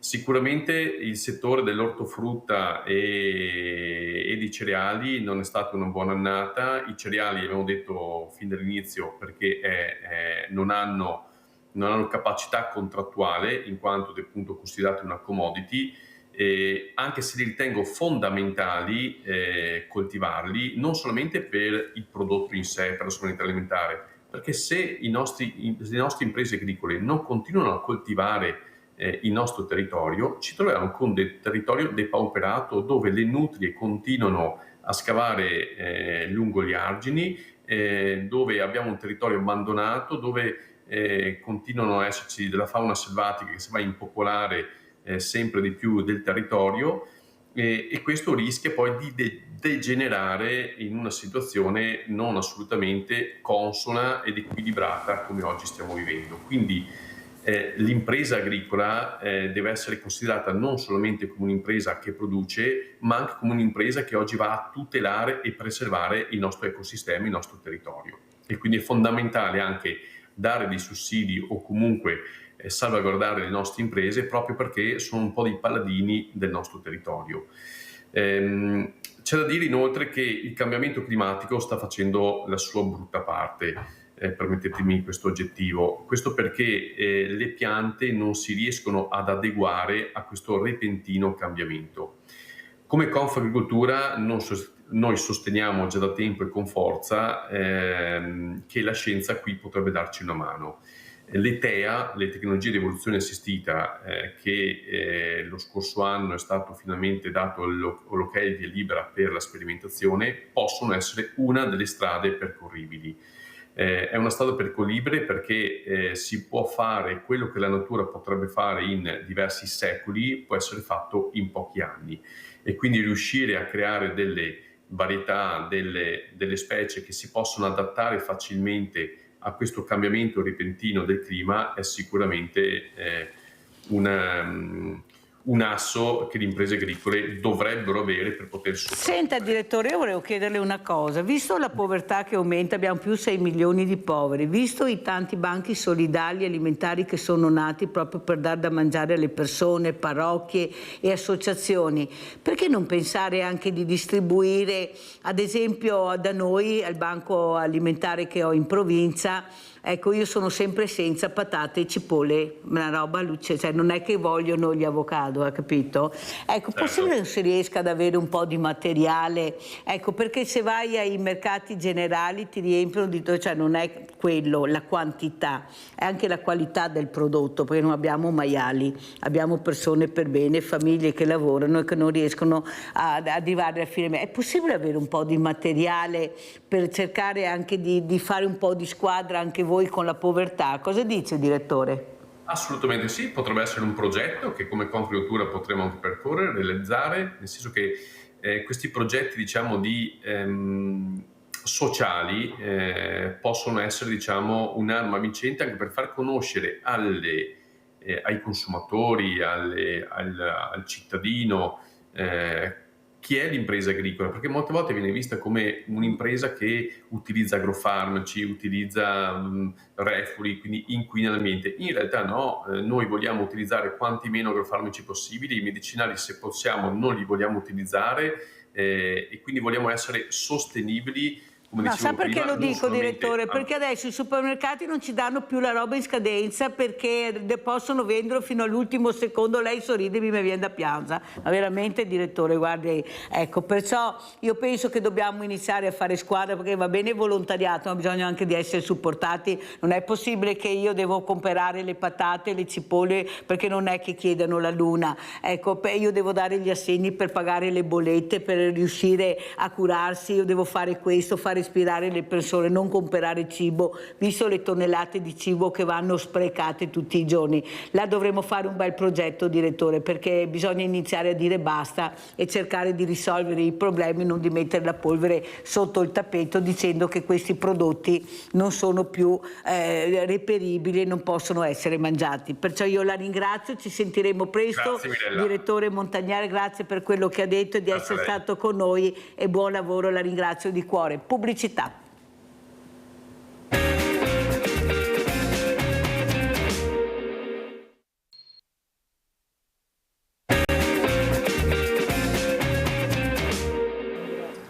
Mentre nella provincia di Padova si moltiplicano i furti di ogni genere, a Saonara i ladri hanno scelto un obiettivo insolito, un orto sociale gestito da 38 pensionati. Durante la notte tra sabato e domenica, ignoti si sono introdotti nel campo di via Palladio. A finire nel mirino dei ladri l'orto di un anziano al quale sono stati rubati ben 40 kg di verze, ormai pronte per essere raccolte.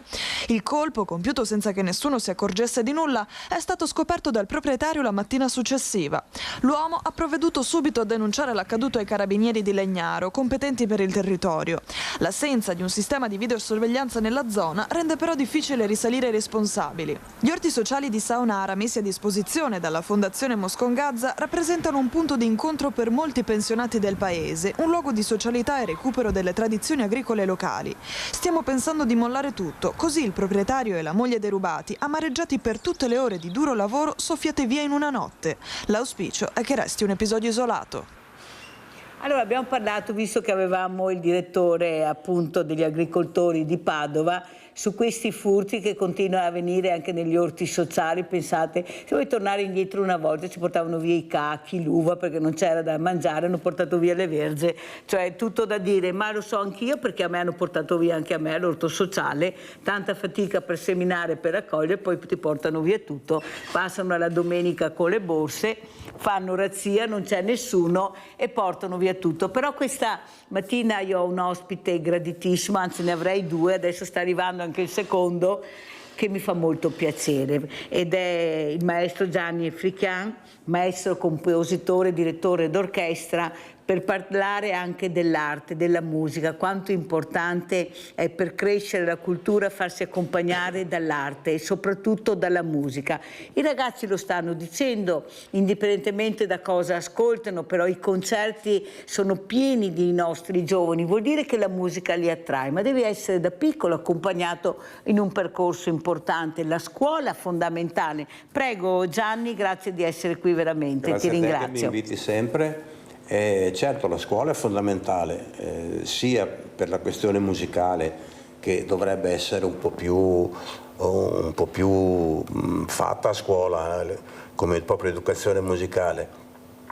Dovrebbero fare anche delle ore supplementari volontarie per quelli che hanno attitudine a fare magari al pomeriggio delle ore supplementari di ascolto musicale, proprio per avviarli a un processo di musica. La scuola poi tra l'altro serve, come abbiamo detto tante volte, per educare anche un po' questi giovani che...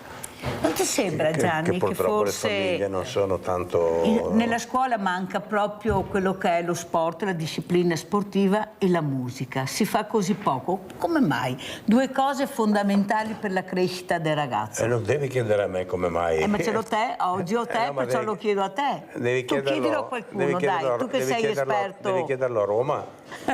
Non a me. Come mai non fanno queste cose? Ma a Roma dove? A Roma allora? Il governo? Chi governa, cioè chi governa che detta il percorso. Perché anche per te si fa molto poco.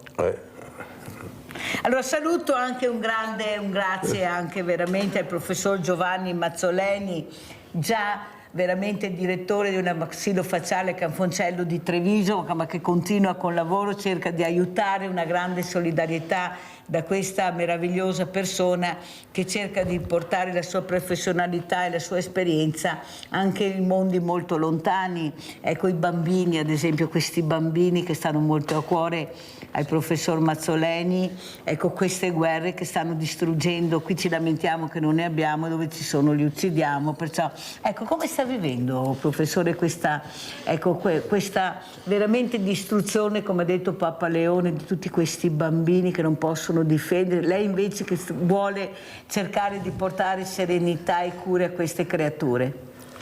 La professione sta dare incontro ai bambini.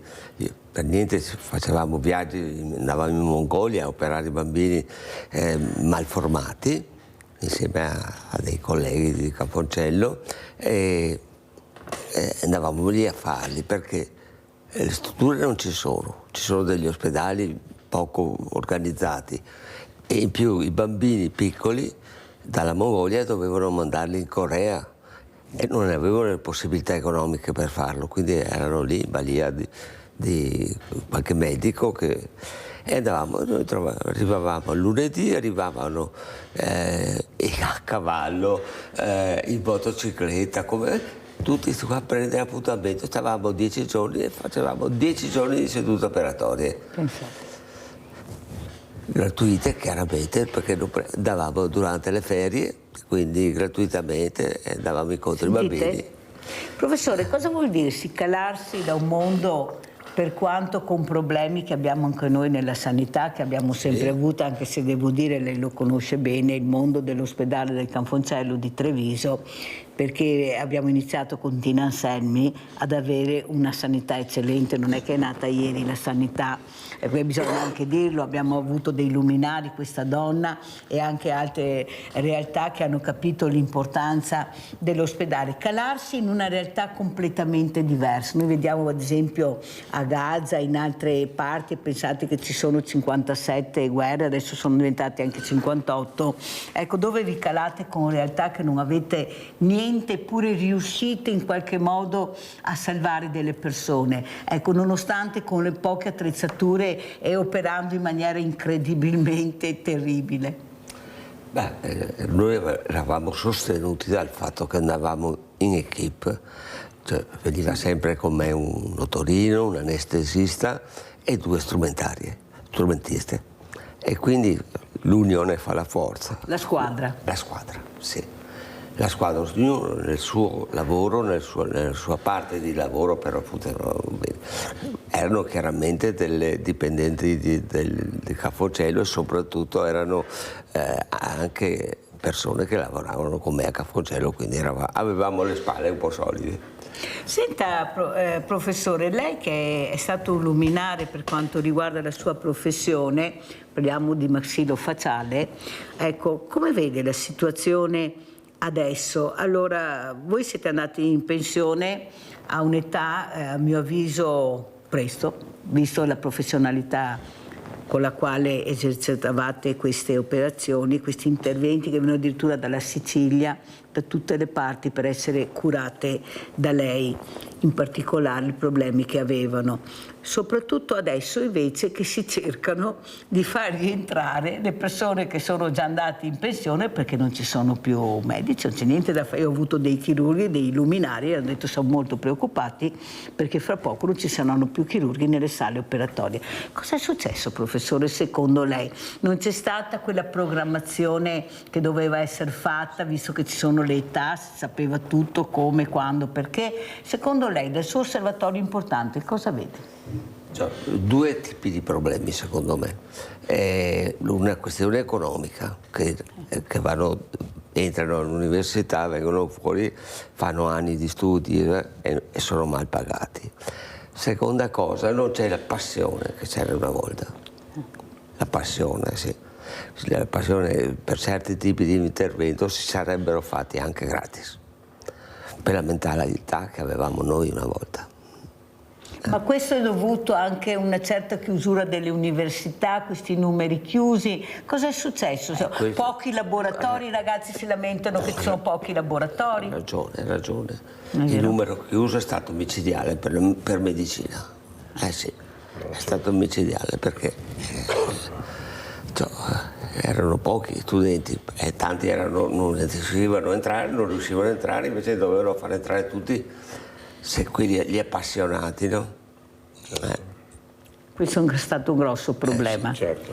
Allora, Gianni Fricà, un grosso problema è anche questa direttrice, questa donna. Lo so che è una domanda scomoda, ma se non parlo con gli addetti ai lavori, con chi devo parlare? Ecco, questa che sta sollevando l'opinione pubblica, ecco, questa donna, questa Venizzi, questa direttrice d'orchestra, che gli orchestrali non vogliono.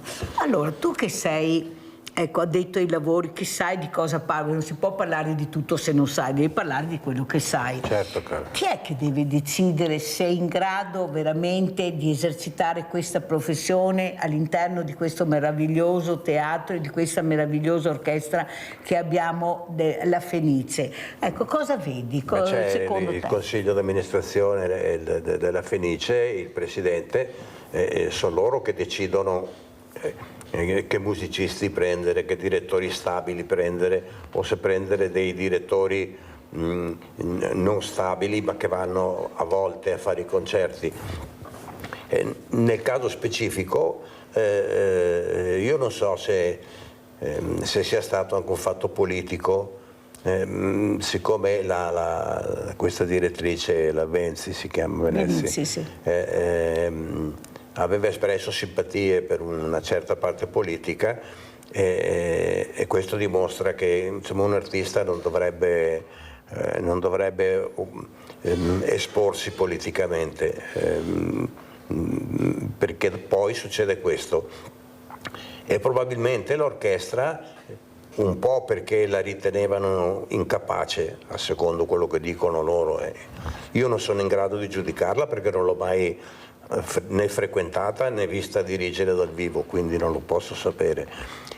L'orchestra, conosco tanti orchestrali della Fenice perché lavorano anche con me, quindi li conosco bene, e credo che sia stata una protesta un po' politica e un po' perché è un po' professionale, no?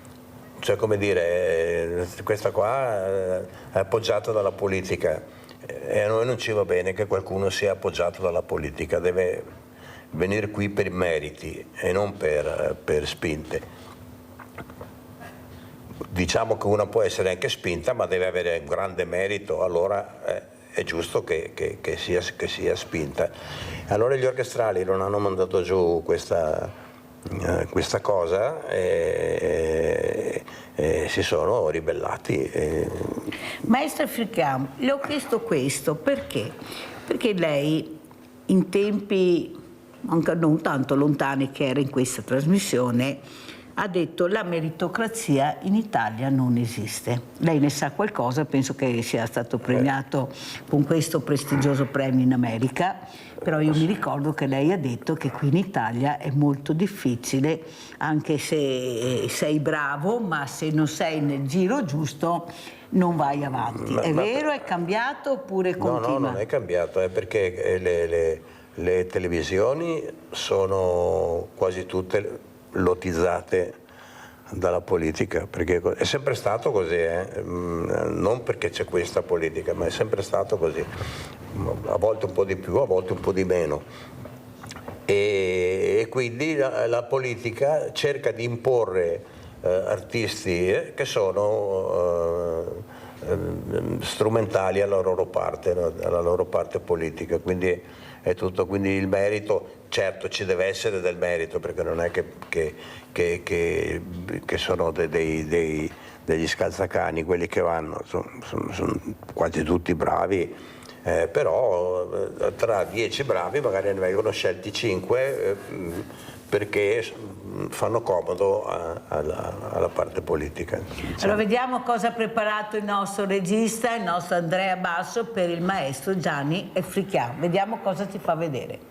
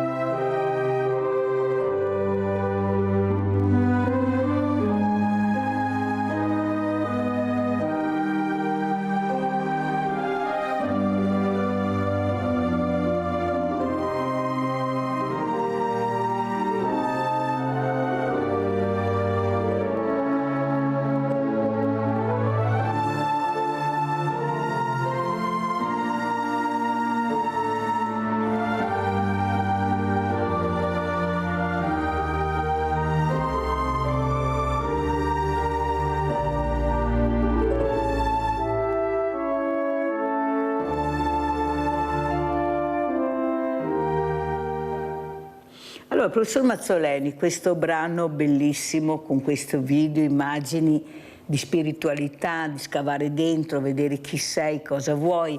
Ecco, quando entrate nelle sale operatorie, voi chirurghi, io non mi ricordo che chirurgo, un'eccellenza che ho avuto, che ha detto non posso metterci a timbrare il cartellino e dirci quando dobbiamo smettere. Sappiamo noi che sappiamo quando dobbiamo smettere e a chi lasciare, perché non è che siamo da soli, e se io voglio quel chirurgo non posso trovarmi dopo essere operato da un altro. Diceva il sindacato qui ha sbagliato tutto, lei è d'accordo, e soprattutto scavarsi dentro per cercare di essere proprio il più possibile all'interno di questo corpo. E noi siamo là, siete voi che poi decidete.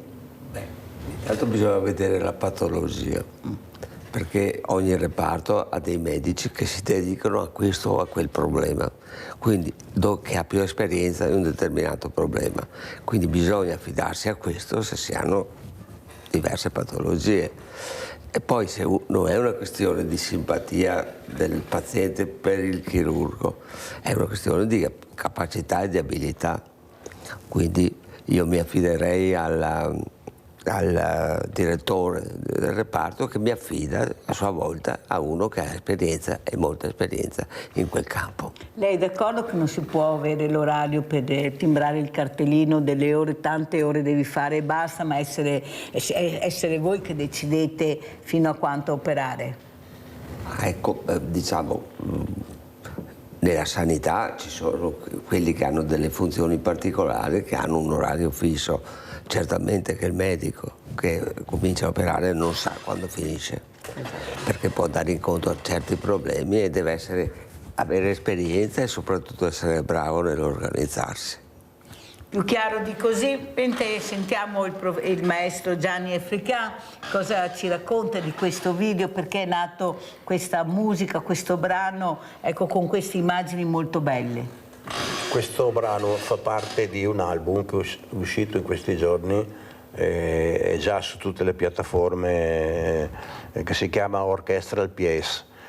Cioè sono tutte le più belle musiche che ho scelto per fare questo disco con tutti i brani migliori, la parte migliore di band, diciamo.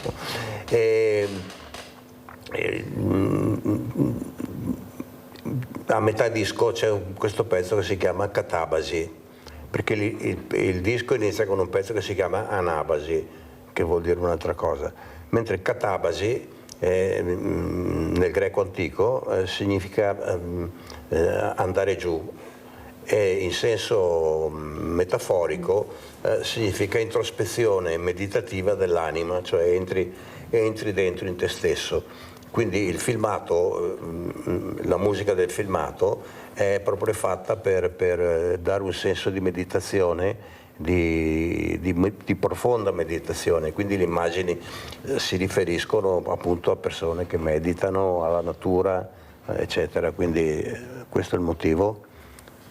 E i giovani e la musica, come vede lei questi meravigliosi teatri che abbiamo, la musica che è nata in Italia, però continuiamo a parlarne, forse dobbiamo insistere di più anche all'interno delle scuole e anche aprendo di più i teatri. Io dico sempre che dovremmo aprirli anche al mattino, non so perché non si aprono. Sulle scuole abbiamo già parlato. Ecco, però non cambia niente. Qual è il messaggio che vuole dare questa mattina, maestro? Ma io i messaggi... purtroppo fare dei concerti costa tantissimo, non ci sono i soldi per farli, perché se tu pensi, parlo del mio caso per esempio, sono 50 elementi d'orchestra grosso modo, delle volte 48, delle volte 50, grosso modo sono quelli. Questi poveri ragazzi, tutti i musicisti che hanno fatto giustamente, come diceva lui, l'università, questi musicisti hanno fatto 10 anni di conservatorio, hanno suonato nelle orchestre, studiano la mattina e la sera e li chiami a fare un concerto e vengono magari da Venezia o da altre parti, fanno una prova al pomeriggio, perché tempo di provare non ce n'è, fanno una prova al pomeriggio e il concerto alla sera. Cosa viene a costare? 50 persone, gli darai 150 euro ciascuno. E con queste parole devo chiudere, inviteremo ancora sia il professor Giovanni Mazzoleni che il maestro Gianni African, perché sono arrivati molto tardi, ma non per colpa loro, purtroppo le nostre strade sono queste, però li inviteremo perché so che vi faranno molto piacere, perciò grazie di essere stati con noi. Adesso andiamo a vedere il vostro assegno, l'assegno che consegnerà Mirella a una persona in difficoltà. Grazie e buona giornata e noi a domani. Grazie a te, grazie a te. Ciao grande famiglia di Rete Veneta, oggi siamo a Spinea e stiamo per incontrare Sonia. Andiamo. Eccoci qua, qui c'è anche Marcello che è il marito di Sonia. Allora, Sonia mi ha detto di questo problema che avete, specialmente il tuo problema. Io ho parlato anche con il sindaco Checchin, che si è informato tramite i servizi sociali, i quali hanno detto che hanno tentato in tutte le maniere di farti fare dei percorsi, però tu non li fai, non vuoi farli. Li ho fatti, però poi non avevo tempo perché mi avevano trovato del lavoro che adesso non ho più, è finito a settembre, il 30 settembre non mi hanno più rinnovato il contratto, adesso ho fatto la domanda dell'ASD e sto cercando di portare i curriculum per trovare lavoro. Però tu Marcello hai un grande problema che bevi tanto, bevi troppo Marcellino, e questo poi fa sì che tu ti comporti in maniera non buona con tua moglie, che ti vuole un sacco di bene e veramente, guarda, è da ammirare. Non riesci a fare un percorso di disintossicazione, Marcello, perché se non riesci a fare il percorso di disintossicazione, ma non farlo per un periodo e poi ritornare come prima, perché io guardandoti negli occhi, guardami Marcello, non sei una cattiva persona, per niente. Perché hai questo vizio terribile che sta distruggendo la tua famiglia? Tu vuoi bene a tua moglie, Marcello? Perché lei te ne vuole veramente tanto, perché sennò non sarebbe ancora qui con te. È possibile che non riesci a capire che certe parole, quando sei ubriaco, fanno male, che alzare le mani verso una donna non va mai bene. Noi siamo dei fiori, Marcello, non potete alzare le mani, perché non lo meritiamo. Lei sta facendo di tutto, ma veramente di tutto, perché io l'ho capita. Guarda, lei sta piangendo mentre ti guarda. Perché non la aiuti e fai questo percorso di disintossicazione, Marcello? Sto cercando di farlo. Se io ti aiuto, me lo fai? Sì. Me lo prometti? Sì. Io ti sto vicino a tua moglie, però tu devi promettermi che fai questo percorso, però fino alla fine, non per un periodo, perché il sindaco Checchin ha detto: guarda Mirella, che noi le abbiamo provate tutte, però poi lui non continua, lui si ferma e ricomincia a bere. Allora intanto io andrò dove tu vai a bere, che so dov'è, e gli dirò di non darti più da bere, assolutamente, perché dopo questo vino ti altera il cervello e non si può, perché poi fai dei gesti che se anche tu non vuoi ti vengono, perché è il vino che fa questo, è l'alcol che fa questo, Marcello, e Sonia non lo merita, perché riuscire a venire in trasmissione e dichiarare io non ho ancora lasciato mio marito nonostante tutto è una dichiarazione di amore, Marcello. E più ti guardo più capisco che eri una brava persona. Io non sbaglio, Marcello, tu eri una brava persona, poi l'alcol ti ha nebbiato tutto, perché purtroppo è una droga terribile, ma non puoi perdere Sonia, perché se hai perso Sonia perdi tutto, Guarda che dopo non hai più niente se perdi Sonia. Allora vuoi che iniziamo a fare questo percorso? No, dimmi sì, sincero. Sì. Sicuro? Sì. Va bene. Allora, io cercherò di aiutarti, mi metterò in contatto con i servizi sociali come ho promesso al sindaco, perché lui mi ha detto fa che Sonia ritorni ai servizi sociali. Lui sa che oggi noi vi abbiamo portato un contributo per sollevarvi dalle spese che avete, perché tu non lavorando e Sonia non lavorando non riesce a pagare, e se vi portano via la casa siamo a pezzi, perché dove vi porto? E allora io ci credo, almeno provo, io ci provo, Marcello. Se però fallisci, sappi che Sonia io te la porto via e poi non avrai più nessuno, perché io la porto via Sonia. Perché Sonia ha spiegato anche che tu sei riuscito anche a alzare le mani. Una volta è successo. Ecco.